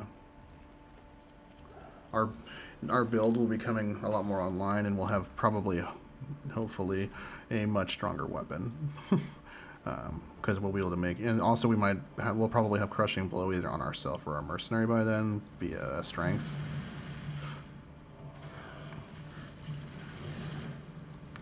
Or if you're using the one-handed weapon style, you get a flail and you can make a black in Nightmare. That's also a great way of getting crushing blow.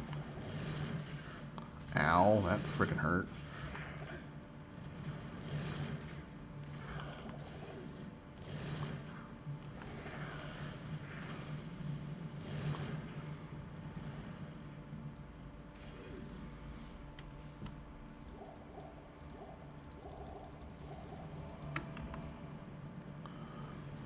He's getting a little close. Come on, die, you big ugly.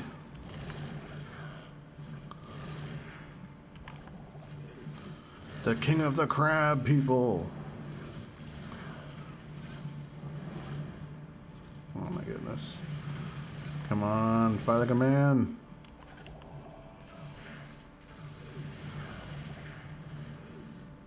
There we go. Ooh, and we got a Bonesnap. That's cool. Bonesnap is one of my favorite items in this game. Beautiful. So,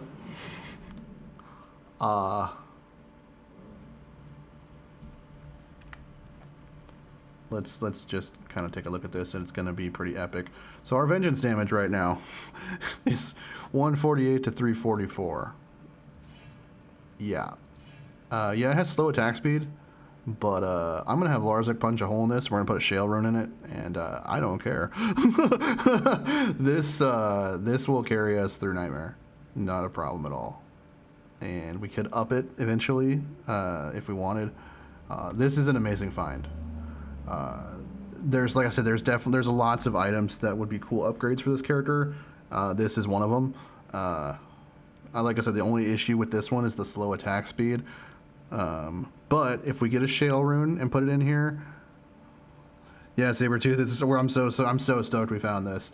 If we get a Shale Rune in here, and then we can get some IES gloves, which these already have 10% on here, and then maybe we get eventually get some kind of like in Hell, we can try and build either like a Treachery or a Hustle. Well, it's not called Hustle anymore, but yeah, true hammered in, not the spinny hammers, but the big bonk hammer.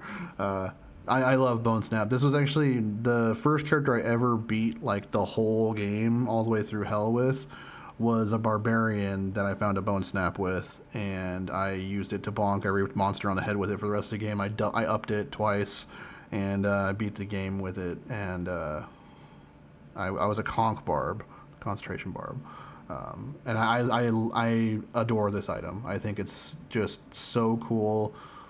It looks cool. Crushing blow, big damage, resistances, which are always great on a two-hander since we don't have access to a shield. Yeah, this is amazing. We couldn't have. There's not many items we could have asked that would have been better than this. So let's talk material. But we can sell the rest of this stuff. So let's go. There's a cedar bow. There's a Chris. Let's put the Rondash in here. The Pilum. And we'll go to Destruction's End.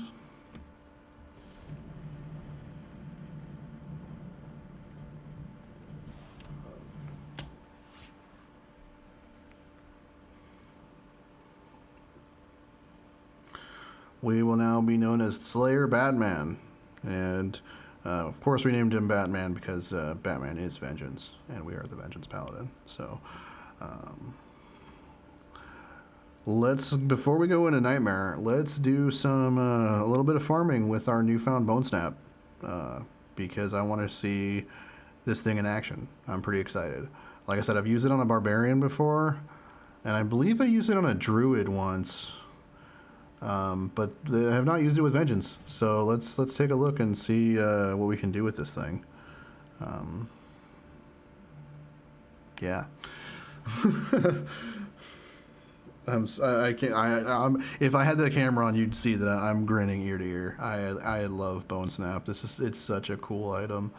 I remember when my Barbarian, when I used Bonesnap too, I eventually dropped a Steel Driver as well, which is also a really cool item. There's something really beautiful about just a giant hammer and just hitting people in the head with it. Like, it just is so great. I love it. Okay, so we're gonna thank you, Brutal Claymore. Your services have been spectacular. I wonder using it with Fanaticism with this build might actually be decent because of the attack speed. You know, against non-immune monsters, you're probably like, that does sound amazing. Combat skills and sigil death. Huh. That's an interesting knife. That actually could be something we could try through Nightmare. Definitely in Hell, we're going to be wanting Conviction as our main aura because we want to break the fire and lightning immunities. And the holy damage, the elemental damage is a ton. But we could definitely try it with Fanaticism. +2 to Paladin skills. That's a pretty sweet shield.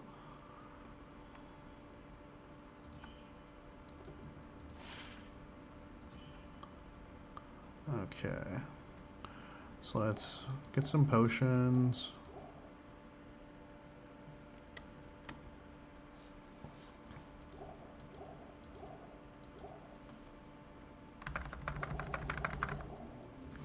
All right.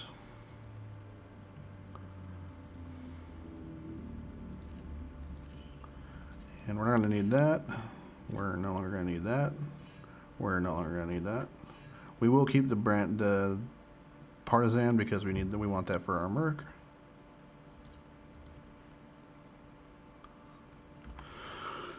All right. Well, first off, let's go do Player's Aid Eldritch and check out our new sweet damage. Bam. Get murdered. And you know, honestly, the slow attack speed doesn't feel that bad. Like, it feels okay here. And I think if we put a Shale Rune in this beast, I think we'll be cooking with gas.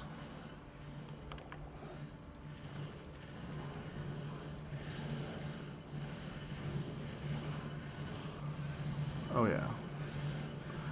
Alright, let's go and say hello to Shank as well.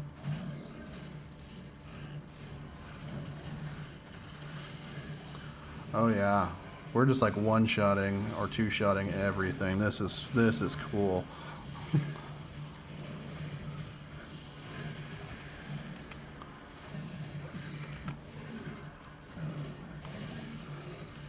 Oh god, nope. Got a little overzealous there. I got so excited bonking him, and then he chunked me super hard. He must have crit me or something. I think it was also those tentacle dudes all hit me at the same time. Okay, so we gotta be a little careful. Again, we don't have a shield, so I need to be careful when I run in and do stupid crap like that.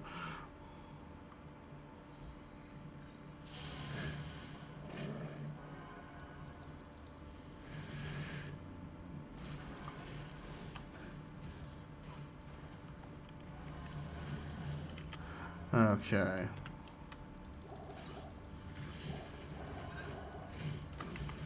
Here we go. There, now we're bonking. Good thing this is not hardcore. Yeah, exactly.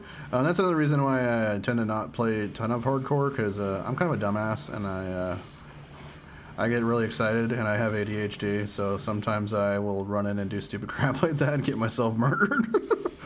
Also, I do have one thing you may notice if you watch my stream for a while. I do have mild narcolepsy, and so sometimes I will fall asleep like mid-stream, like while I'm playing. So I hope that doesn't bother anybody, because that will happen from time to time, where like I'll just stop moving, and you may even hear me kind of go. So if that starts happening, I usually will end the stream, find a time to end the stream relatively quickly. But that's another reason why I don't play a ton of hardcore, is because I have had a hardcore character die just because I had a narcolepsy moment and I passed out for like 3 or 4 seconds and I died because of it, and it was really frustrating. So, but we'll see. Maybe at some point we'll do a little bit of hardcore. But let's go to Aria Plateau and see if we can go kill Thresh Socket. And it's terrorized, so we can hopefully get some drops here. Again, we gotta be a little careful.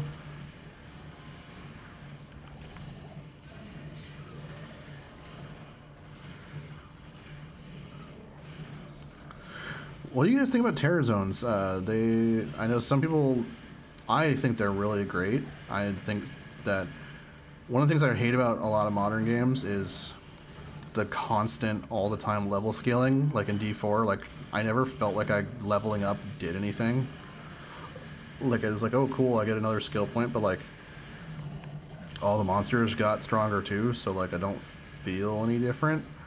But I think end game level scale, end game having things that scale with you, I think is really good.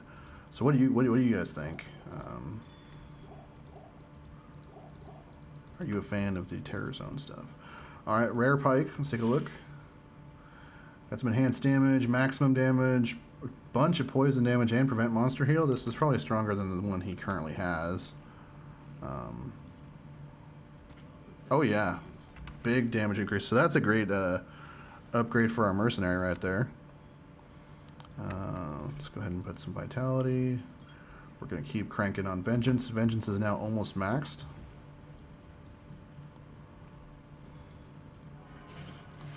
And we'll do a little bit of Terror Zone stuff before we go into Nightmare. And that'll probably be the end of the stream, and we'll probably start Nightmare next time. Part of that is also like I don't have any video editing software currently, and so the videos that I upload to YouTube are literally just the stream, so people can catch it in case they missed it. And so I like to make it. I try to make the video times like in a good stopping spot that makes sense. So either like end of an act or stuff like that. I usually try and do that. This series has been a little screwed up just because I've been kind of not feeling well lately. This series has been a little bit screwed up. But like normally that's what I'd like to try and do is like either do an act at a time, or sometimes I'll do like I did, you know, Act 4 and Act 5 will go together. It depends on the character too. If it's a character like it's like really cruising, that's like a Blizz source or something. If we play through, do a Blizz source playthrough, we'll probably have multiple acts in one session. But we're a melee character, so we're a little slower, and that's fine.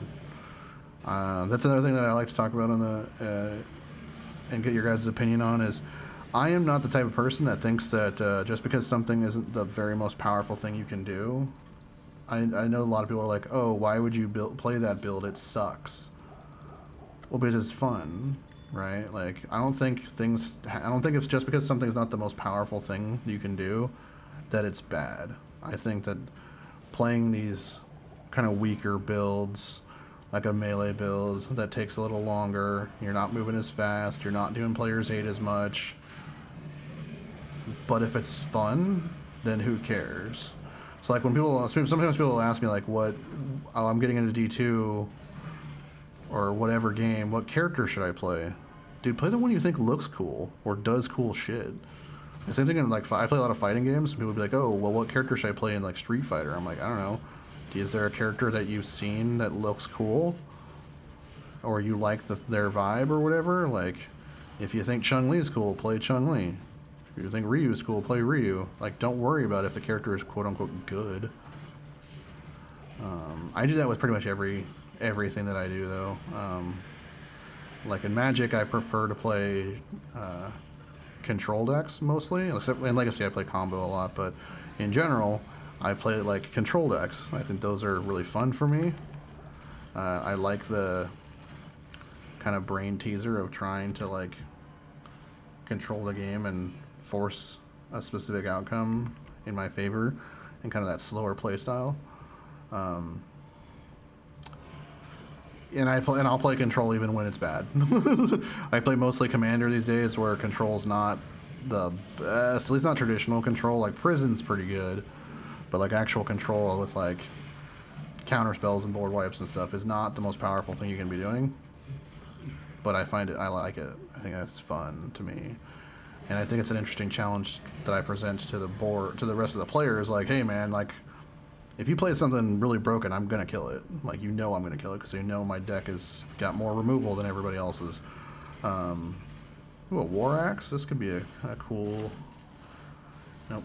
One socket. I always try and pick up bases even if it's not for even though it's like, that's a one-in base, right? I wouldn't use it, but just to kind of show everyone, if in case it does roll cool, like enough sockets or something, like give people an idea of like, this is a base you could use. Okay, perfect. Our mercenary leveled. Get crushing blowed thresh socket.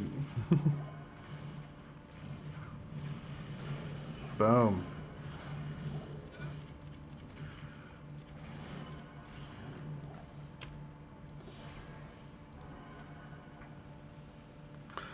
I'm having so much fun with this Bonesnap. It's so cool. Such a cool item. Okay, let's see what we got. What goodies we got. Chance to cast Chain Lightning on attack. I'm okay. Match damage reduced by 1. 20% chance can't change lightning. So if we kept that amulet and this, that'd actually be kind of a, like, I have a character that's doing that right now, that I'm playing on my own time. He's like a chance to cast barbarian that uses frenzy and dual swing. 20% magic find. We have 22s in the box, so we don't need that. And I find that he's really fun because like pretty much like he has a chance to cast in as many different places as I could put it, basically.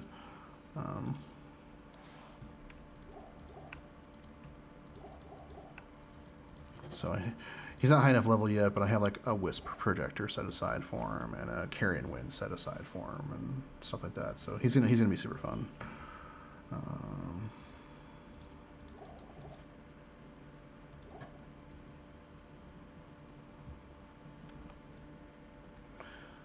Alright, talk to Mala. Get new potions.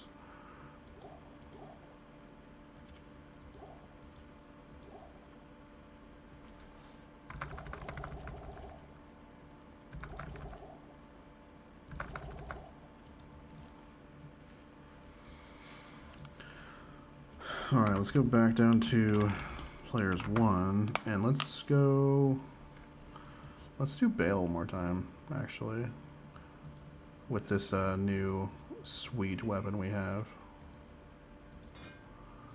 Oh, and let's do this. So that way when we do find like a Shale Rune or something, or an IAS jewel, we can throw it in there.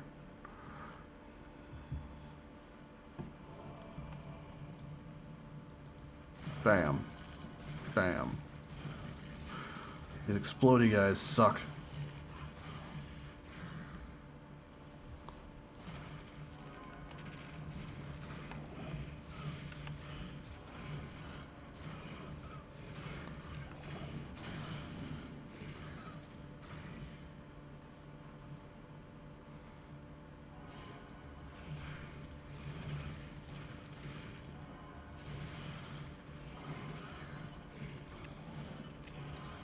Oops. Teleported right into this weird pack right over here. Oops.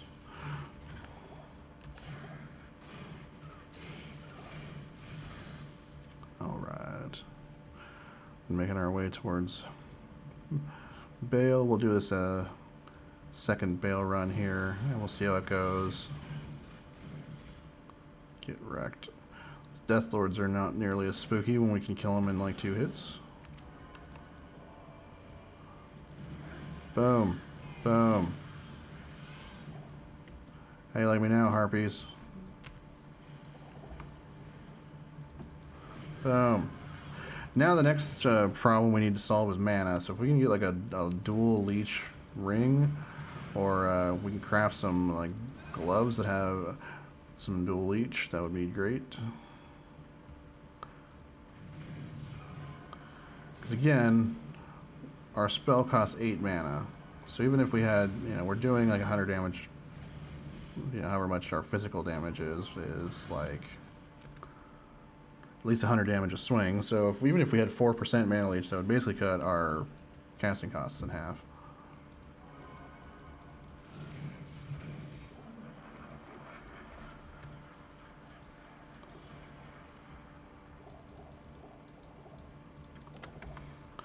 Alright, this should be much easier this time than it was last time.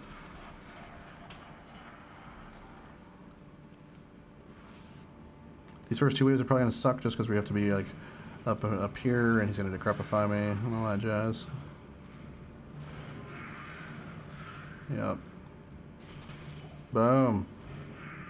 And our mercenary also got that big upgraded weapon too, with a pike with all that extra damage, so this run should be so much easier than the first one. Oh, come on.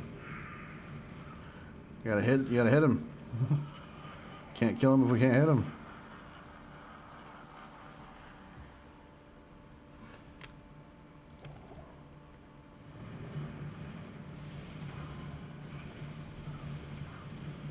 Oh, jeez.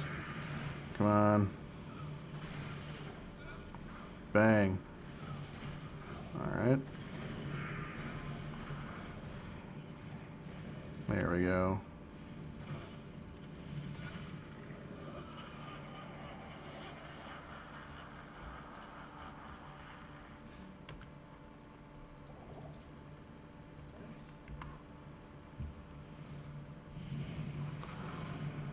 So our mercenary's probably gonna die here. Oh geez, Decrepify sucks.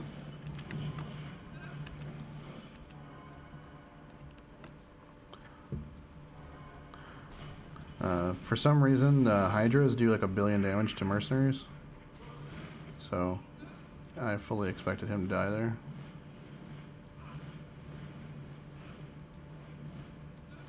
One thing you can do is kind of stand in between the Hydra and your mercenary, and that'll help keep them alive, but generally speaking, when you fight council members, your mercenary's probably gonna die.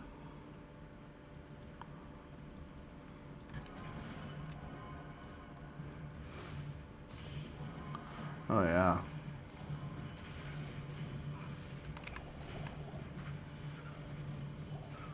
This is so much better. Let's go. His aid, we're kicking ass.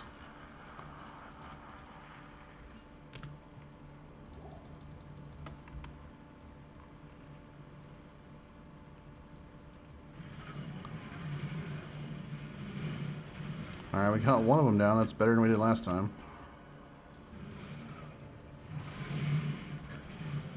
Let's still hide him a little bit here.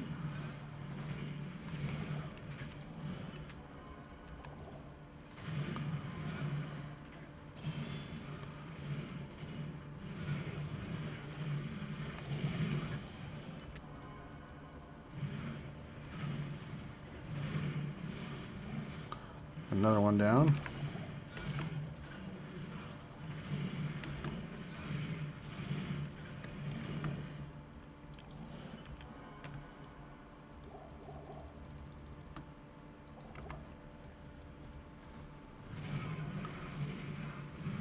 Oh, jeez. Bam. We were able to kill him this time. Pretty, not super easily, but, you know, we weren't even able to remotely close to kill them last time, so that was great. Let's go grab some potions and let's kill Baal. I think I'm actually going to turn Baal up to players 3 just so we can get some, hopefully get some better drops. Because we do have a decent amount of crushing blow now.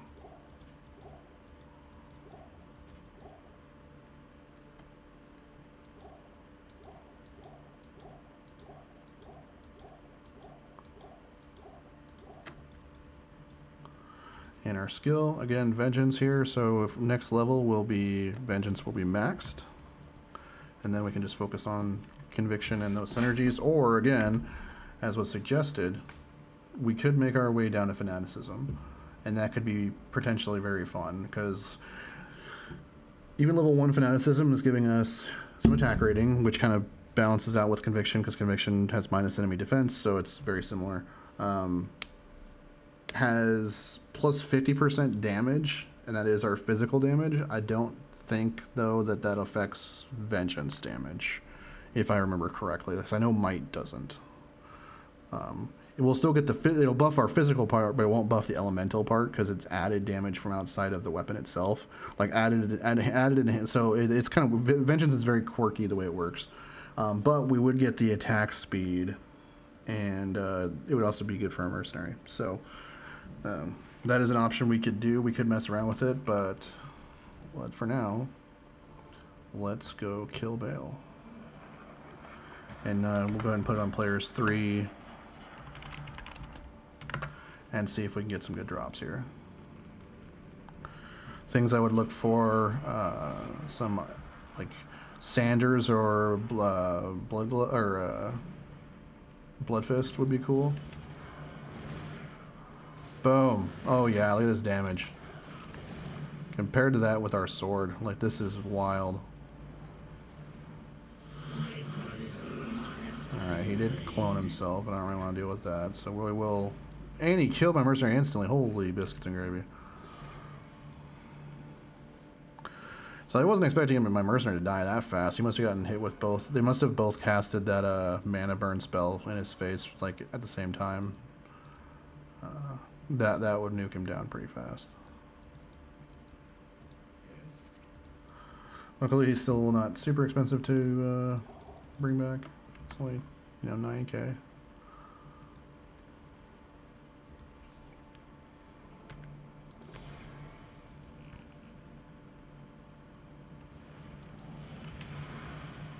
Boom.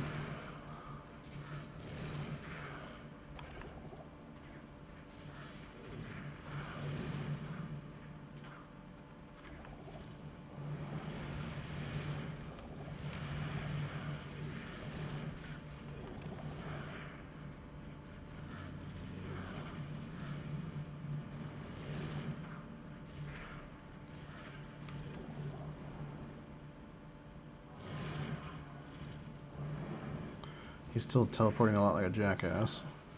Oh, there we go. Got a couple crushing blows on him. When you see that little red effect, the little red swirl after we hit him, that's a crushing blow proc.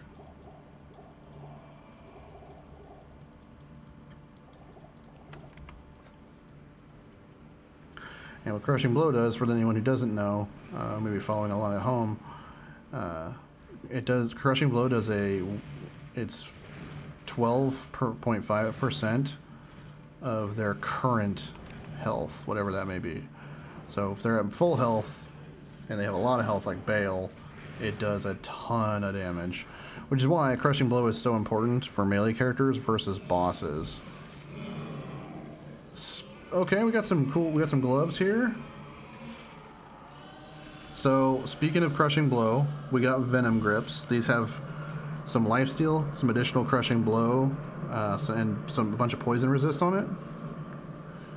It doesn't have the attack speed though, so I probably won't use these over our current gloves, but if you had if you were using a one-handed weapon, this would be great to hang on to for fighting bosses, especially if you had like a fast one-handed weapon where crushing blow is just, you just want to hit him as many times as possible to proc that crushing blow. And those gloves would be great for that.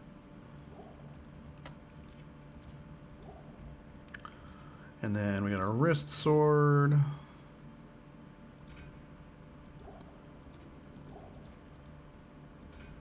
Got this Avenger Guard.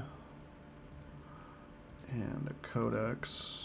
And gloves. And a Gladius. Let's go sell this stuff.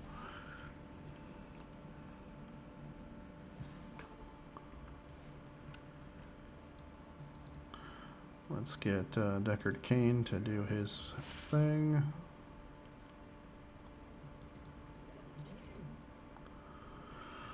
+2 to Abyss is worth a ton of gold, so we love that. Not a whole lot there. Not a whole lot there. Plus some strength, not great.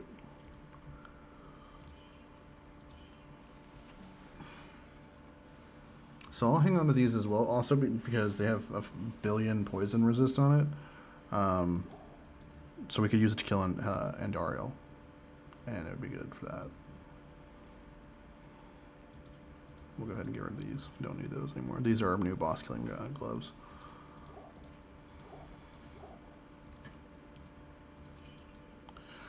Alright, y'all. I think I'm going to end the stream here. Now that we're kind of wrapping up normal. So the next stream will be at the beginning of Nightmare. We'll do a quick recap here. We're level 36. Now, if you're following along at home and you want to keep farming, you can definitely farm for a few more levels and not start Nightmare till you're like 40, 45 if you wanted to. I'm pretty comfortable with where our build is at, so I'm going to move forward and see how it goes. If it sucks and we're getting our ass kicked, we will go back and do some more bales. Or if you just want to farm some more items, you could definitely farm some more Baal. For example, you could farm him and try and get something like a better armor or a headpiece or what have you. Again, some gloves. Potentially that angelic ring to go with the amulet, because if you have the ring and the amulet together, it gives you a huge amount of attack rating, and then the amulet gives you like 75 to life. So there's definitely some things we could get from farming Baal. So actually what I might do is just ask the Discord kind of what your guys' opinion is for the next stream. Do you want to do some Baal farming before we move to Nightmare, or do we want to just move straight into Nightmare? So I'll put up that quick poll, and we'll take everyone we can take a look at that. Yeah, just so whenever you're following along, if you're playing a Vengeance Paladin along with me, just know that just because I'm moving on doesn't mean you have to. Like, you can definitely stay and farm for a little bit more, get a little bit more gear, so your character will be stronger than mine. It's just I've played the game quite a bit, so I'm a little bit more comfortable moving forward with crappier gear, but always farm till you are comfortable, and moving forward is totally cool. So yeah, to kind of just like last recap, we have enough strength and dexterity to use our gear, and then a little bit extra because we want dexterity so we can hit things, and we want strength and dexterity to use weapons in the future. We found a Bonesnap off of the Baal, our first Baal kill. And so we punched a hole in it at Larzik. We're going to shale this beast, or if we find an IS jewel that has like enhanced damage or something on it, we'll put it on there. Magic Find Cap, just mana off of our amulet, stealth, Sanders for the strength and dex and attack rating, and it makes us run really fast. Attack rating rings, both of them. Dual resistance belt. IES gloves with cold res, just some random charms. And then we have a teleport staff on swap. For the skills, we're 1 point away from maxing Vengeance. Once Vengeance is maxed, we are going to then focus here on Conviction. Now, because we have the Bonesnap, we could, and this was suggested in the stream, we could also go down this direction and get to Fanaticism, and because Fanaticism gives like attack speed and damage and stuff. But I'm pretty sure that damage will affect our physical damage after the Vengeance calculation, but it won't affect add to Vengeance's elemental damage, because Vengeance is very weird and only works with very specific things that add damage. But we would still benefit from the attack speed. We will still benefit from the attack rating, and our mercenary will still benefit from the damage. So you definitely could do this. I think I'm going to stick with Conviction though, because lowering the enemy resistance is going to be really, really busted especially as this number anytime this number goes up. The other thing we're going to put points into is these two right here: resist fire, resist lightning, because this pumps our damage. So we're going to, as we move forward, we're going to do a mix of this and this. Keep in mind with Conviction, once you get it up to minus 150% with your plus to skills and your points you put into it, stop putting points into it, because it's not going to do anything past that. It's like a weird glass ceiling that skill has. And then so that's the plan moving forward. I will go ahead and post that poll of what we want to do in the Discord, and then this video will go up on YouTube this evening as soon as possible. I'll usually download it and start buffering it and all that stuff pretty much right away, because I don't edit anything, right? I'm lazy and I don't have editing software, so I just throw it on YouTube and you guys can watch it if you want to watch it. I really appreciate everyone coming into the stream today, and the new people on joining the Discord and following along and chatting and everything. It's been really awesome chatting with you all. I'll go ahead and throw the Discord link in the server or in the chat one more time here before we disconnect, in case anybody wants to take a peek at joining.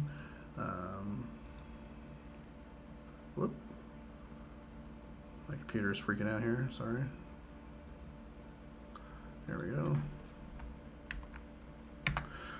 So go ahead and if you're interested in joining the Discord, just go ahead and follow that link, and I'll go ahead and after the stream accept you in and all that stuff. Because like I said, I post polls on what are we doing in the future. So like as we get close to finishing up this character, which character do we want to play next? Do we want to play a different game? Because in addition to Diablo 2, I do like to stream things like XCOM and stuff like that. So we could vote on either a different game or still continue with Diablo 2, but we'll do a new character, and then what character and what build we would do. I like the engagement with you guys, even though there's only a handful of us right now. It's starting to feel like we're building a little bit of a community, which is really cool.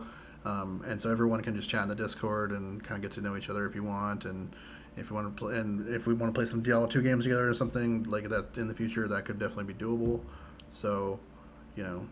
I had a really fun time this stream chatting with you guys, and we found a Bonesnap too, which is so awesome, and it's going to be really cool to be.